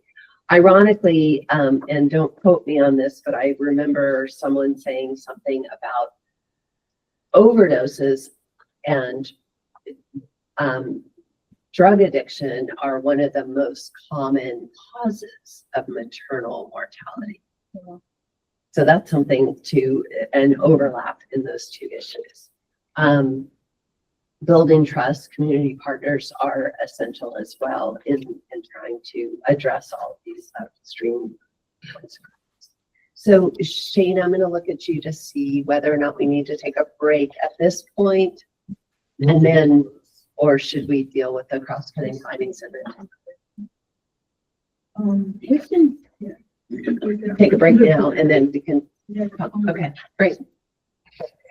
10 minutes. Can we please give a round of applause? Thank you. That was great information. So we'll take a 10 minutes break. We'll come back at 3:50. 3:50 p.m. Thank you once again.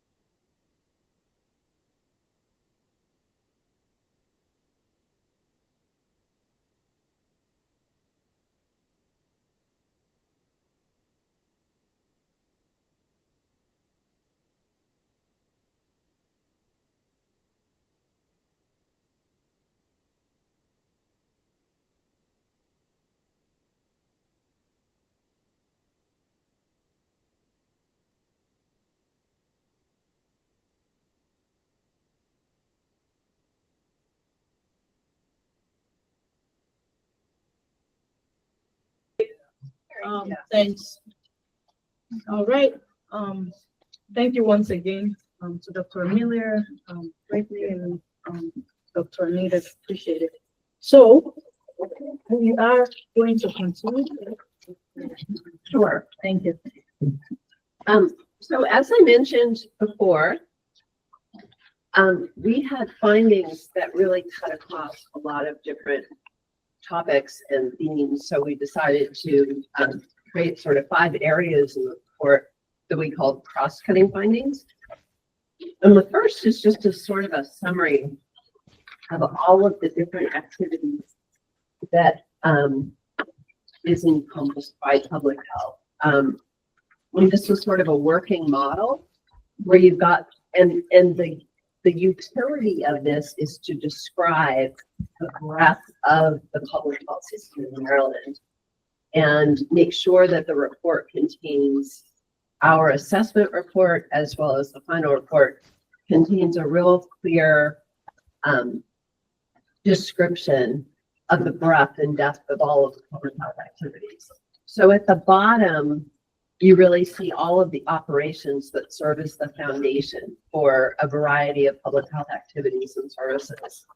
Of course, you need money, you need people, in terms of funding and workforce. You need to know what the problems are in terms of assessment, surveillance, and this sort of maps onto the BAB model, but I think it was developed on the basis of what we heard from all of the participants. You need to develop technology solutions, but you also need to maintain them. Policy development and advocacy is a huge area that we can talk about in more detail in the report. And then the partnership. So that's in strategic planning. So it sort of provides a foundation for all of the different public health activities and services. Then on the left-hand side of the oval, you see prevention, screening, things like public education and social services to address some of those social determinants of health. And in the middle, you see things like emergency response, even environmental safety inspections. This certainly isn't everything because I'm seeing that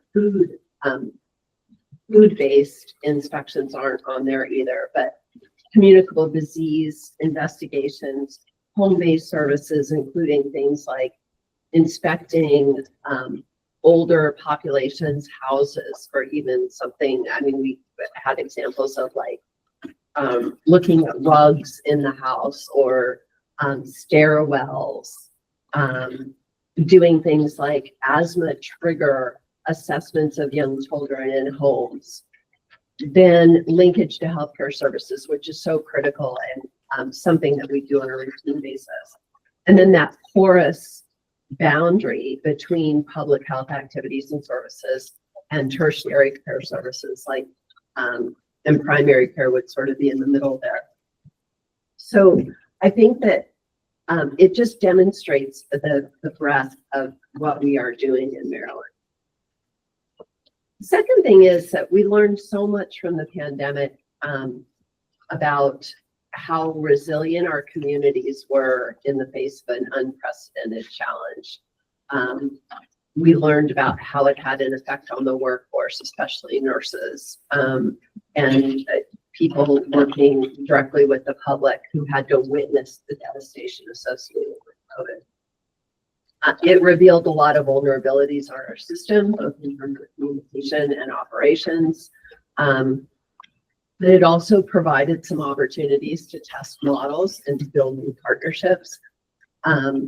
There are opportunities to rebrand and heal the public health system from a lot of the negative things that happened during COVID, but there are persisting challenges with respect to things like vaccine hesitancy and operational infrastructure to address the next challenge that we have. And, you know, I'm thinking in the back of my head, as we wrote this report, the measles outbreak is starting to occur, and other things that we're hearing about. So I think that we really do need to work on all those things.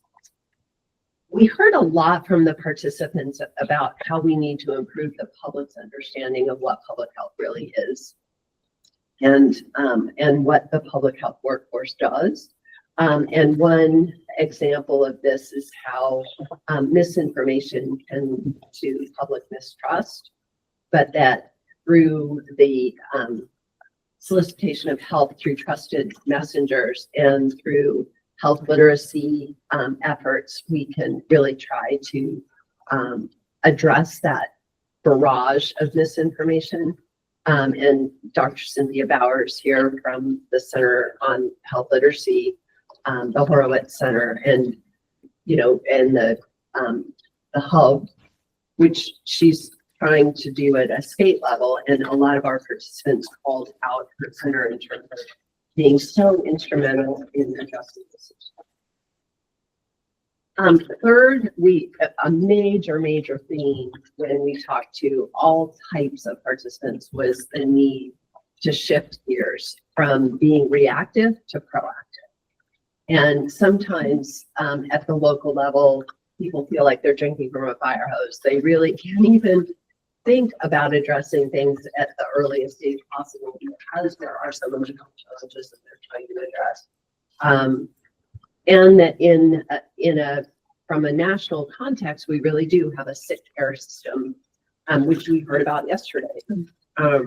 We had a lecture by the CEO of Care First, and he was saying, we do have a sick care system, and we need to develop better models of early intervention and disease management. And Maryland is a leader in trying to reduce re-hospitalization costs through the total cost of care model, and maybe the AHEAD model provides some opportunity for that as well. We heard that access to primary care is the crisis that no one is talking about, that only 60% of Marylanders have a primary care physician, and that it's very, very hard to get one.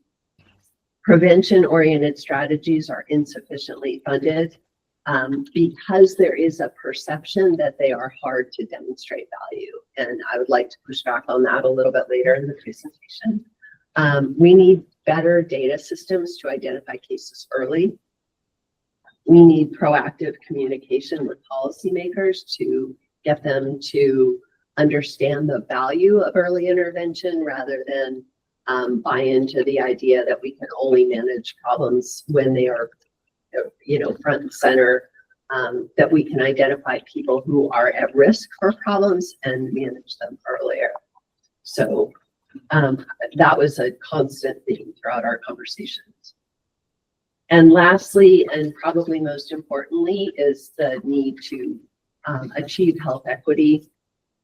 There's an unquestionable recognition that health inequities exist in Maryland, but that we really are making a lot of strides in addressing health inequities.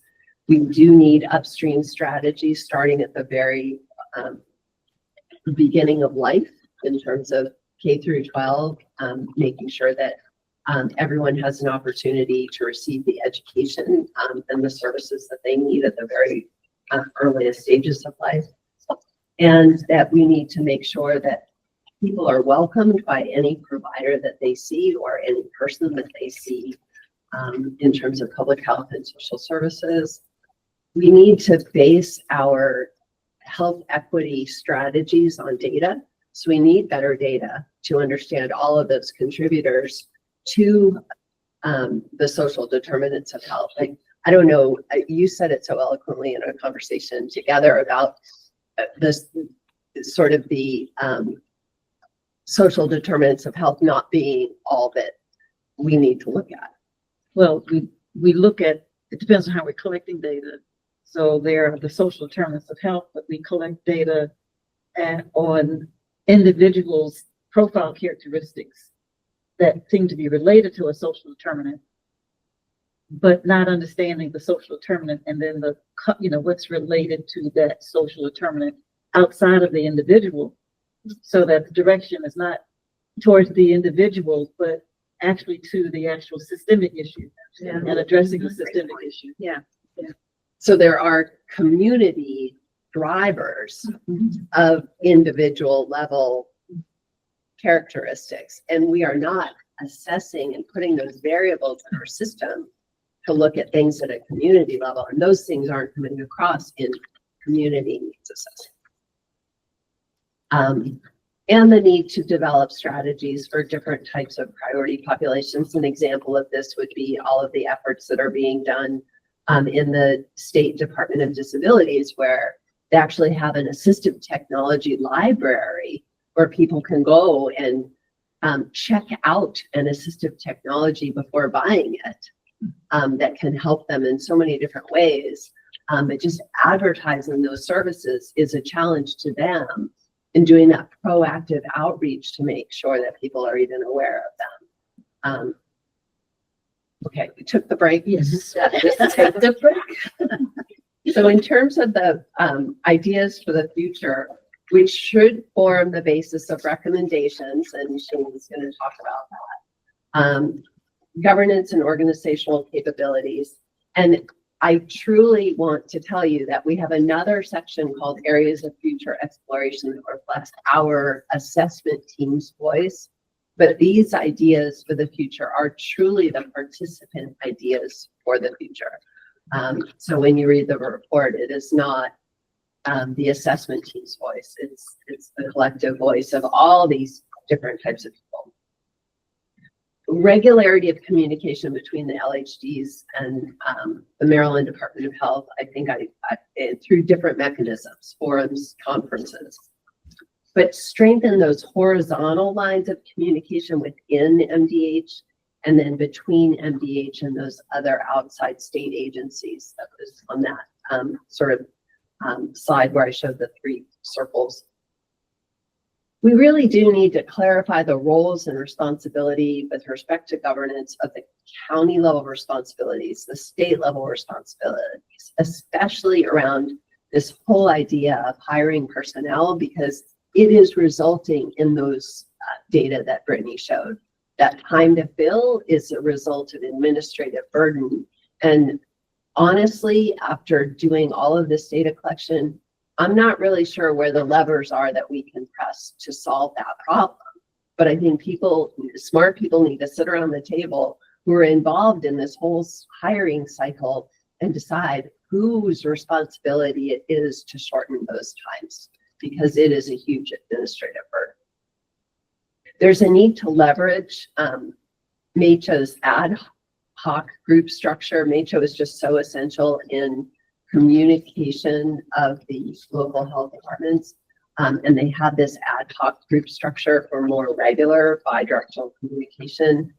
When we did the focus group or the public information officers, they really enjoyed being on the focus group. They said we should have the opportunity to talk even more than we do. So, and then the academic partners, the same thing happened, where it's like, yeah, we should really get together more. So I think people are really wanting to leverage their own expertise and share experiences. There was also a great desire for the health-related associations that we had conversations with, you know, the Maryland Hospital Association, MedChi, the Nurses Association, the Dental Coalition. They said, you know, we have a lot of expertise. We want to be at the table. We want to help.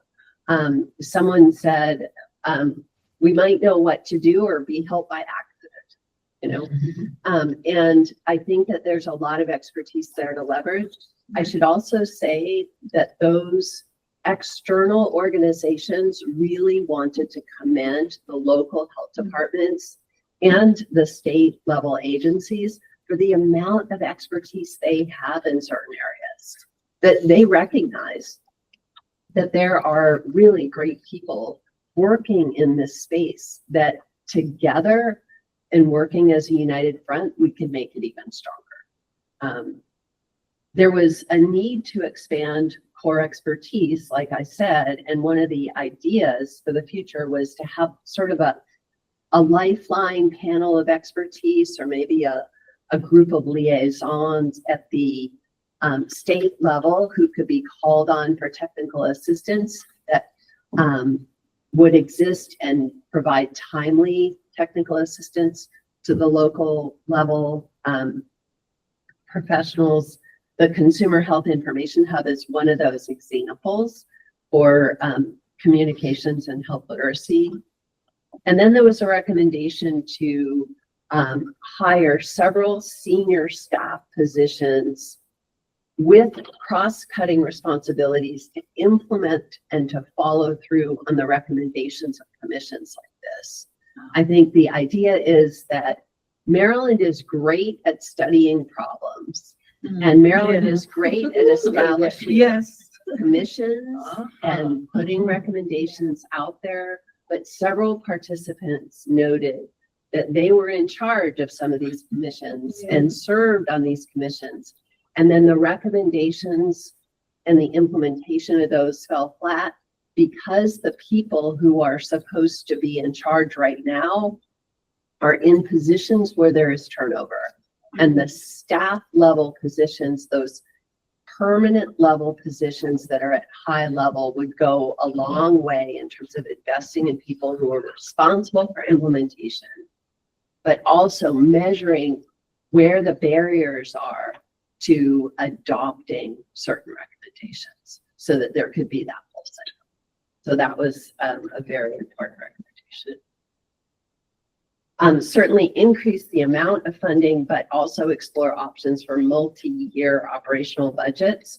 With the stipulation, the reality is that if the funding's not there, it's not going to be available. But what are the options for multi-year budgets so that we can have more sustainable efforts to address some of the issues that we have? And then more clearly communicate the need for performance accountability and evaluation. It's good for everyone, right? And show that your program is working, and to streamline the things that you're working on and you might be married to, but aren't as effective as other things. Like, I would counter some of the idea that, I mean, this is from the participants, when they say that a communication is the most effective, what do they mean by that, right? So can we understand from an evaluation perspective and a performance management perspective how funding can be used more efficiently? Using standardized forms, communicating that balance between flexibility of funding and accountability that we talked about. Having a digital platform to track contracts, grants, and then expanded training in procurement and contract management. Workforce, the state job classifications are very constraining. We talked about that. Creating mechanisms to hire individuals at salary levels that are commensurate with their experience and expertise, sort of self-explanatory. Really diving into this issue with hiring processes and streamlining that, because that is a bottleneck that has to be solved before without people doing things, you can't have an efficient system. Training opportunities with specific reference to onboarding, cross-training, leadership management, strengthening those partnerships to offer creative opportunities for career advancement. Reassessing the educational requirements for getting into the workforce, that's really important. Does everyone need a master's degree to do some of these things? Exploring creative ways of incentivizing potential candidates. How can we make it more attractive? How can we have more incentives that are of value to an entry-level generation? And then this idea of a volunteer coordinator position, so that it's a paid position, but it coordinates the use of volunteers. That would be a really good idea. In terms of data and IT, the timeliness of notifications when data is available, and the access to existing data systems through MOUs. There's lots of data use agreements that take a long time to execute. the idea that you could designate a specific individual at a certain agency who could be your single point of contact for all of the data that was available in that agency. Making sure that local health departments have access to epidemiologic support. That sort of gets to that governance issue of having that panel of core expertise. And then this idea of as needing a public health electronic health record system that leverages existing data systems or plans that already have been described that have not been utilized.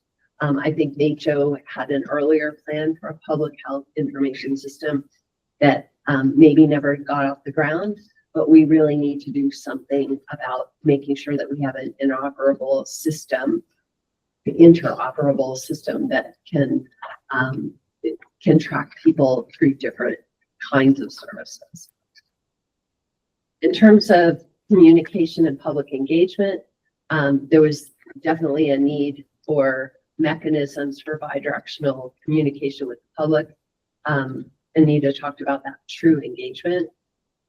Evaluating these communication campaigns for their impact and all the communication portals for their impact. Like right now, all that is being measured is reach, not necessarily whether or not it's impactful. Translating information to policymakers on a more regular basis. Having something, someone brought up the idea of having a Maryland data point of the month and on a particular health issue and getting that information out to policymakers.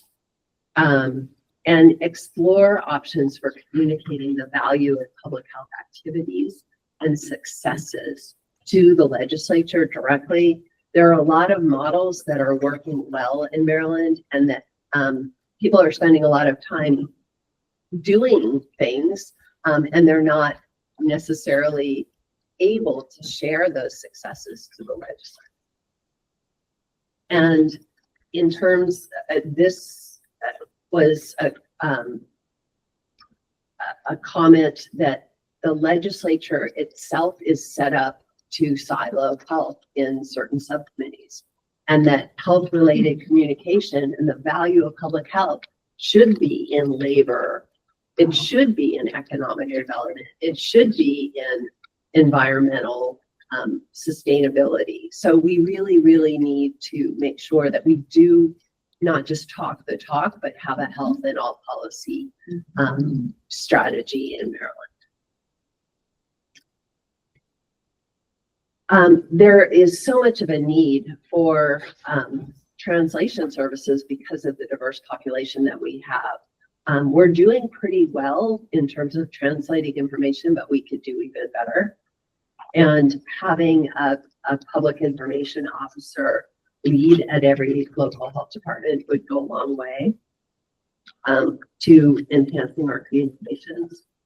And then making sure that we really sustain our efforts in telling the stories of communities and telling the stories of how people can access services and the value of those services through stories, not just a pamphlet. So I think that people are really impacted by those personal stories and that we could do even better. These were just some cross-cutting issues that participants had some ideas about. There was a lot of talk about how people are doing emergency response drills, but they're the frequency with which they're doing them, the need to update the protocols and planning for emergency response. So the bottom line here is we need to do a more systematic assessment of the needs for emergency response drills and trainings before there is the next emergency. And I think that that sort of encapsulates what we heard. Transportation was mentioned so many times in terms of a barrier to access to services.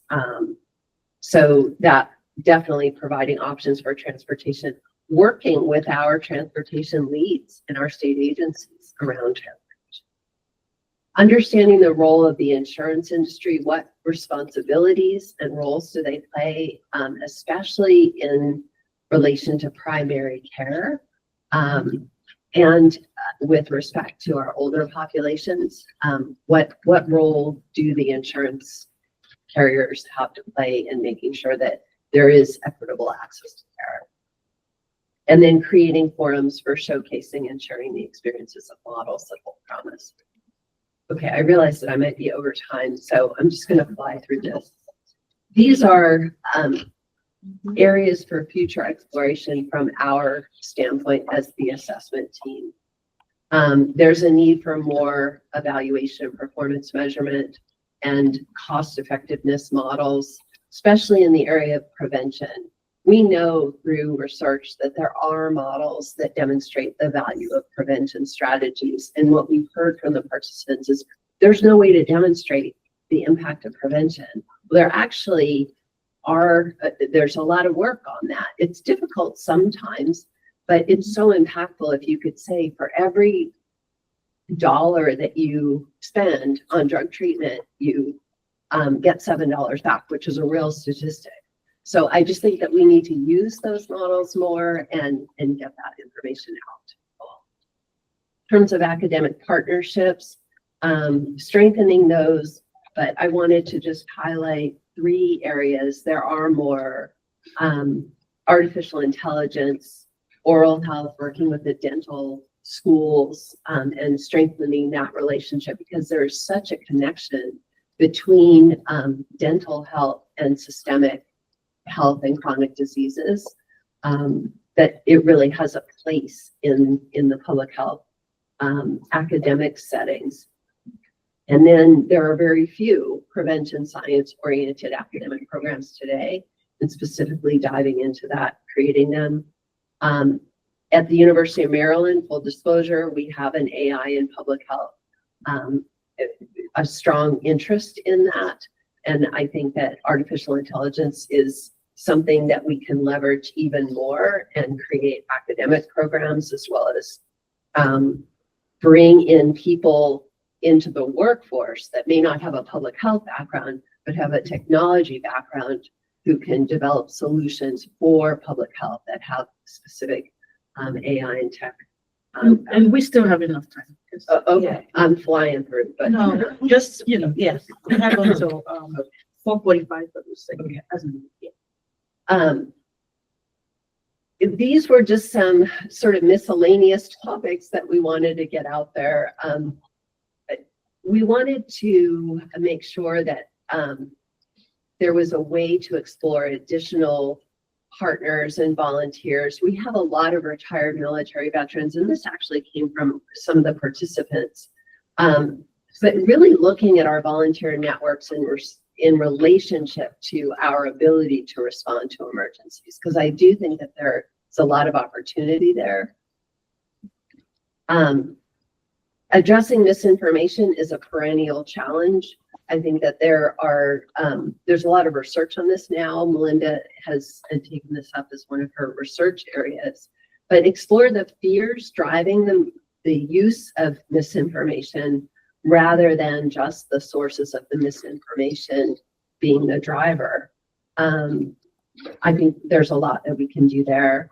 And one of the deficiencies of our assessment was that we did not fully explore directly the contribution of faith-based partners in our communities. We definitely heard about the struggles that the faith-based community is having now in some of our communities, and some of our local communities are accessing the faith-based community. But I think it's kind of a deficiency of the assessment itself that we didn't access the faith-based community as a participant in our interviews. I've worked with the faith-based community on several projects years ago and in drug treatment. And I think that that's just something that we wanted to put out there. Did you want to say something about how the public Community engagement. Well, actually, there are emerging best practices in community engagement that use hybrid models, that traditional models and more technology to really enhance community engagement.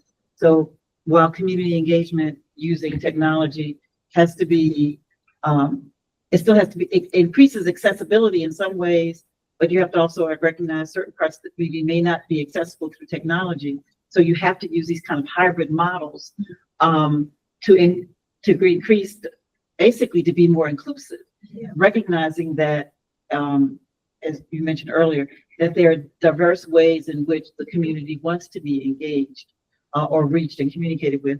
And so there are emerging best practices on how understanding your audience, which technology, how to use technology, as well as merging it with traditional methods. So I think that's an area that needs to be more exploration in that area. Yeah. Okay, last slide. These were two things that, in all honesty, Melinda and I just felt like we did not explore, did not have the time to explore as much in our interviews with people around core funding models, the constraints that are inherent in some of these funding models, the history of the core funding models, new models of funding, public health activities. We didn't interview any finance.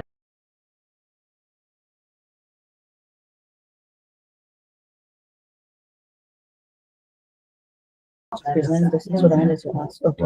Are we going to be the ones to somehow disseminate? Yeah. The data.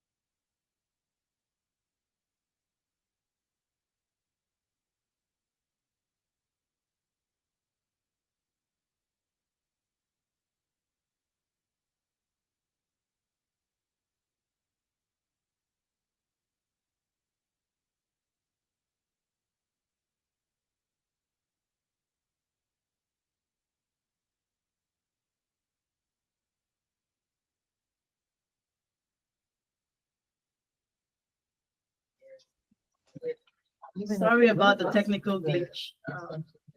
We need technology. Yes. So I was just saying that this is the last slide, and funding models are something that we just did not really dive into as much as we probably need to, given that it is the driver of the system.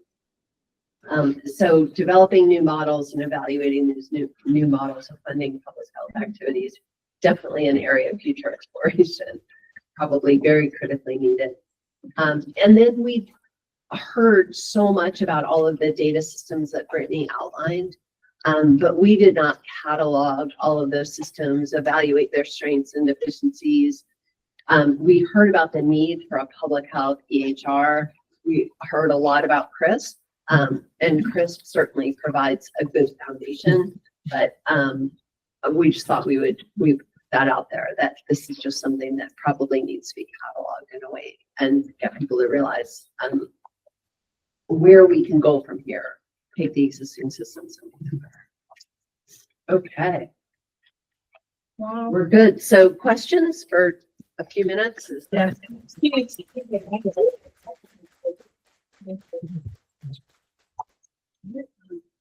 So I just want to acknowledge how difficult this is. to do such a deep dive quantitatively and qualitatively, and to do a thematic analyses and really, as you have done in that process of analysis, to kind of braid all these elements together. And to do it across two university teams and multiple others informing the process and assisting the process. And the work groups really did have a lot of input in terms of the original questions, and along the way, they've been so instrumental. So it truly, This is extraordinary. It is. And It as I've really is. said multiple times, and the more and more I hear from the assessment team and interface with all the work that's been going on, I solidly believe there is no precedent for something this comprehensive and in depth, right? And so, and across our country. So I really hope that and I understand that the final report will have much more detail and so forth, but certainly a lot was presented today that I think it will be very informative for the work groups as they move into the phase of developing recommendations. And as soon as we have some version of more detail, we'll share that with the work groups as well to inform that recommendation development. I also think that from the kind of the public health, contributing to the field of public health nationally, it's really important for us as a commission, as the assessment team, to at a national level talk about the Maryland assessment process, and eventually talk about how that assessment process drove transformation. Thank you. Thank you. Thank you for your comment, Lena. Any other comment or final burning question? Yeah, Please. I'd like Cynthia. Cynthia Bauer, Horowitz Center for Health Literacy. I'd like to comment on a couple of things because I do sit on a lot of different groups. And so, for example, one of the things I've been to the comment about the General Assembly and the extent to which health issues are part of other committees and whatnot. One of the things that I discovered this particular General Assembly session is that there's a lot of school health bills moving right now, and they're not necessarily moving through health and government operations. So I'll give you one example. The Primary and Secondary Education Comprehensive Health Education Framework, which should be of great interest to public health, right? If this is establishing the health education framework for every K through 12 student in the state, actually started in Education, Energy, and the Environment on the House side, and then on the Senate side is actually in Ways and Means. And so, for example, that was hugely problematic because it didn't make my radar because it wasn't moving to HGO, Health and Government Operations, right? So those are, and there's several actual school bills that are kind of moving in the same way, some through HGO and some through other places. So I take your point. I think it's kind of like saying, yes, health is in a lot of different places, but at the same time, if you start breaking it up and moving these bills through other committees, then I think that also has implications. So just something to think about. That's one comment. The other thing I thought is super interesting, because we do a lot of work on public health preparedness, was to hear that the local health departments are commenting on that, because actually Johns Hopkins is funded by CDC for all of Region 3, or HHS, and they're based obviously in Maryland, but to coordinate all those things that you just talked about. So somehow the fact that it's happening at the Maryland Department of Health level, that's where the representation is on the Hopkins Region 3 team, it's not trickling down to local public health. And so somehow again, so I just think that maybe one of the bigger ideas here is that some of the coordination and collaboration mechanisms the state has are not working very well, because there's just not a lot of interaction and engagement across these different groups. So a lot of groups get left out. So I think that that's something that I feel very keenly because of all the different groups that I interact with, is I'm often the person carrying the news to the new group. And I'm saying, oh, by the way, did you know these people over here are working in your space? And they're like, no, never heard of them and whatever. So I think that's a highly inefficient way, because that relies on me to be the bee flying from flower to flower, right? So I do think that that is like a broader issue that I didn't really hear, but is to me is implied in so many things that you said. I would totally Yeah. second that. Melinda, you might want to say something. Yeah. Yeah, I think that just gets to kind of the point that the theme of communications that was just across everyone we spoke with about the need for more communication. And when I really was looking at everybody's responses, it kind of came down to was just the fact that it's not really particular to public health institutions, but just any large bureaucracy where there's organizational silos develop naturally and then need to be broken down to be for that organization to really be effective. And finding ways to break down all those different silos, whether it's by the institution, or whether they're vertical or horizontal, but really breaking down those silos so that that communication gets transmitted to everyone, and so that the knowledge is where it needs to be. But I think it's communication is the mechanism by which some of that might happen. But I think it's sort of something even more than that, because, for example, actually in the law, HB 1082, that designates the Horowitz Center as the hub, we actually have a line that we're supposed to be working on K through 12 school-based health literacy. And yet that does not get mentioned in any of the school health bills that are now moving through the current session. So somehow there's not a thing in place, a thing, and I'm using the word thing very intentionally because I don't know what the thing is, but there's not something that goes beyond communication to say like, oh, if we have already put a pin on this over here, we somehow have to have a way to flag it when that issue keeps coming up over and over in all these other places, because we're missing those linkages if we don't do that. And that's what I'm saying. I think communication is part of it, but if it relies on human beings sitting in committees all the time, those human beings have limited scope in terms of what they can do. And so I don't think that it can just be that. I don't think it can be just relying on communication from one place to the other. I agree. I think breaking down, Yeah. creating something within the structure that would do that. There's a comment? I do. Okay.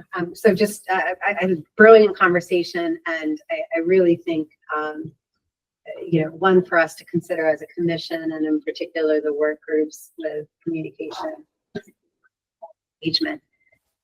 But what I would suggest is, it's almost not, but, one of the things I would suggest is it's almost like we need tag words attached to all the different organizations that are playing in the space. Yeah. Right. So when you think of, the Horowitz Yeah. Center, there should be tag words associated with it. School health, health literacy, blah, blah, blah. Yeah. So that when maybe there's like a search engine, right? Yeah. That when there are bills proposed or when there are new initiatives being deployed by universities or by public agencies or NGOs or whatever, that they can just search the tag word and pull up all the organizations that touch upon that topic that they're now charged with, so that they can then proceed in engaging those partners and input in whatever they're doing, whether it's drafting a bill or whether it's a new initiative. So that's one thing. And then the second thing I would say, specifically to your comment about the emergency preparedness and the engagement, and how communication may not always go from state to local and get the on the ground input that some of these initiatives might need. I think it goes back to things that we've brought up time and time again across some of the work groups, that one thing we may want to consider in our model that we have here in Maryland is strengthening the direct connection and capacity of MACHO as the organization essentially representing local health departments in the state, right? While I know there are direct linkages, as we saw earlier, and most strongly with MDH, there are also direct linkages with a variety of other state agencies. And sometimes those direct linkages, due to whatever reasons, including,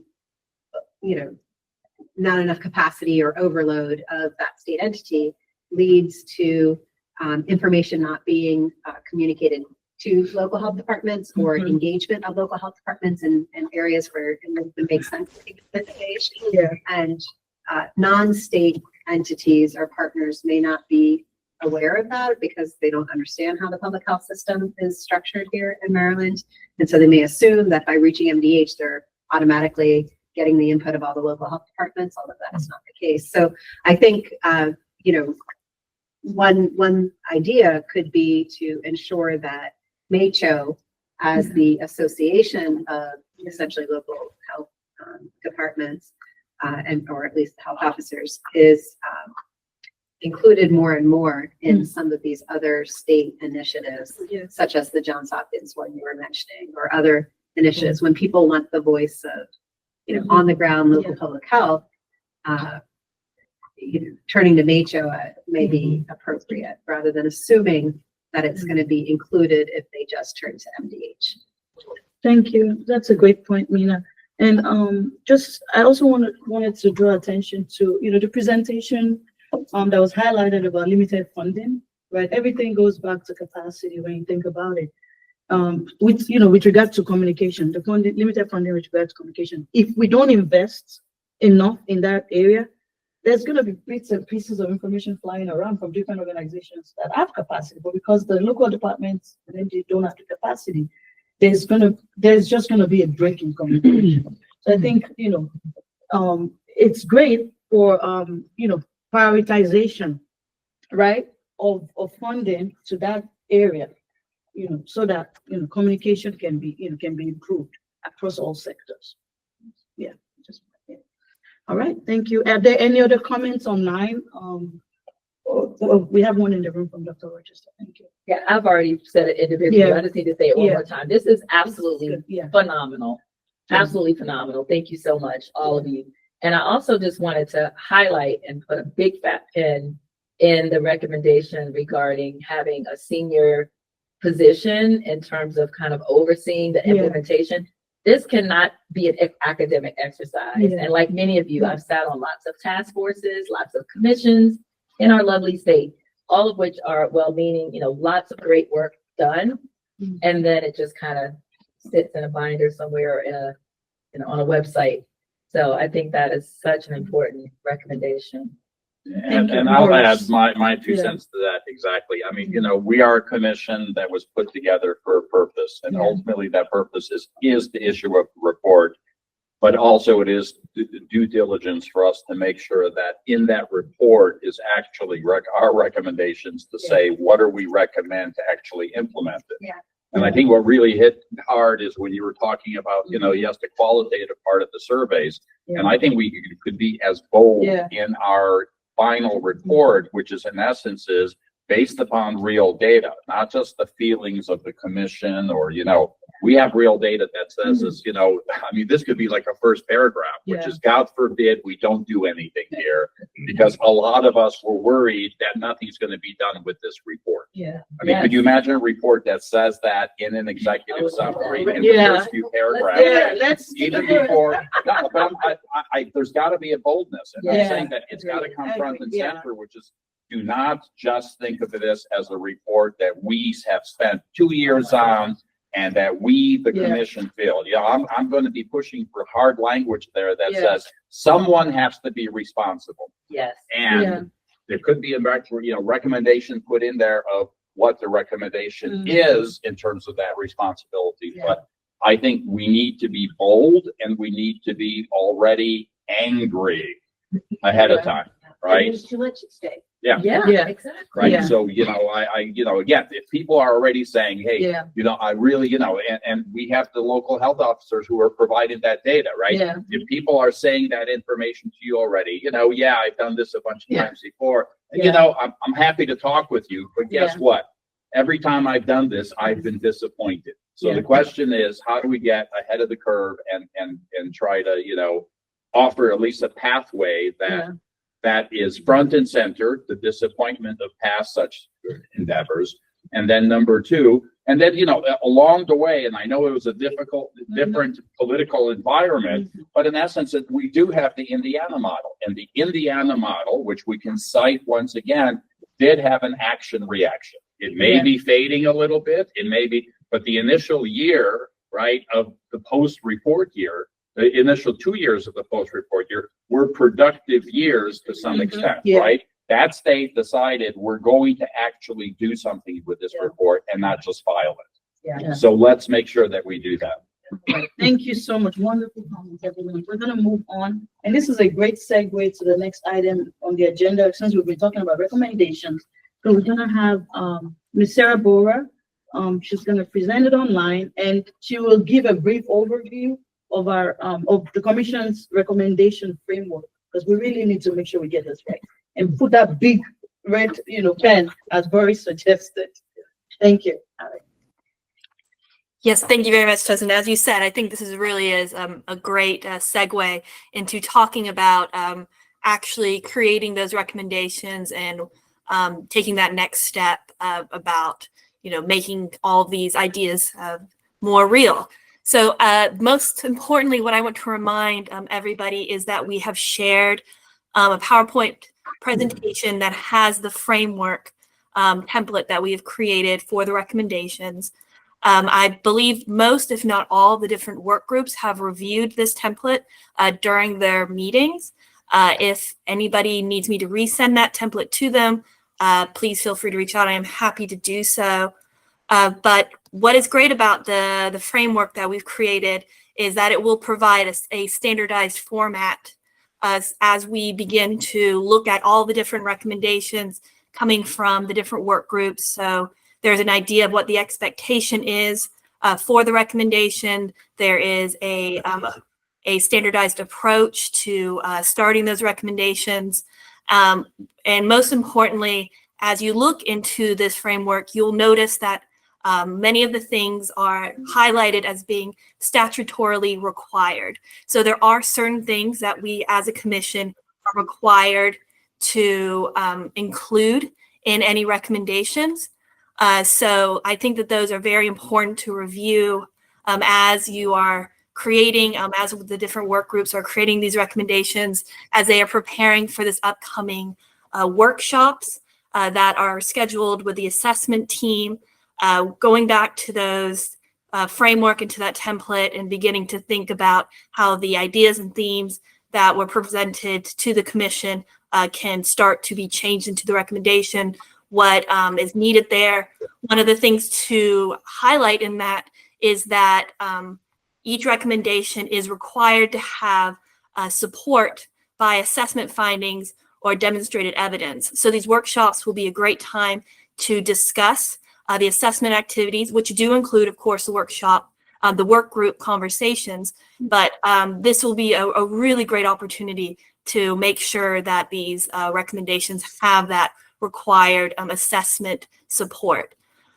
So I definitely recommend all the work group co-chairs to make sure that as they are planning their next work group meeting and preparing for the workshops to go back to that framework. And as a reminder to them, many of these recommendations will not be legislative, they'll be policy. So they will look different because of that. But to just make sure that if it is policy or legislative, whatever it ends up being, that whatever is required for it is being checked off. So that's really just the main announcement that I wanted to make. Like I said, please reach out if anyone has questions or concerns about any of that. All right, thank you so much, Sarah. That's great. All right, this is the next item, which is announcements. We have some announcements for some upcoming meetings that we'll be having. The next month's meeting is going to be here, Thursday, April 3rd, from 2 to 5 p.m. And you have the address, you find it online. Boris will be the presiding co-chair for the next meeting. We also have work groups scheduled, as Sarah mentioned. The work groups, we have two, and it's split based on the different work groups. So we have the March 26th one for governance and organizational capacity, funding, and workforce. So the three are going to have their work group meeting on March 26th. And then on March 28th, we have the work group, which is going to focus on data, IT, communications, and public engagement. Okay, I'm going to repeat that. March 26th, governance, funding, workforce. That's what the workshop is going to be on: governance, funding, and workforce.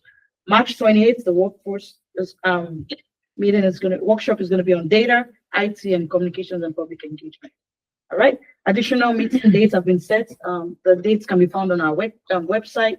April 3rd, as I've mentioned, for the general meeting, April 15th, May 1, May 20th, June 5, July 10, August 21, and September 11. I just really wanted to put a plug for the, once again, for the workshops. I know that the assessment team leads went over some of the data today. It's really important to, if you can attend, we really, would really appreciate it, because that would be a great opportunity to dissect, the assessment, go into it, answer some of the questions, and really stimulate further discussions, right? That will be helpful for the commission's recommendations, especially as we prepare for that next step. So this is the last, part of the meeting, adjournment. But before we adjourn, is there any final question or comment? All right. So can I have a motion? Okay, second. All right, Dr. Nicole. So Mina move and Nicole second. Can we please have votes? All in favor? Aye. All right. Except somebody wants to stay on. That's fine. All righty. Thank you so much. For the record, we ended this meeting at 4:50 p.m. March 13th, 2025. Thank you so much. And we will see you at the workshop. All right. Thank you. Thank you. Thank you so much. Thank you. Sorry, I have a spare. Okay. I gotta go back.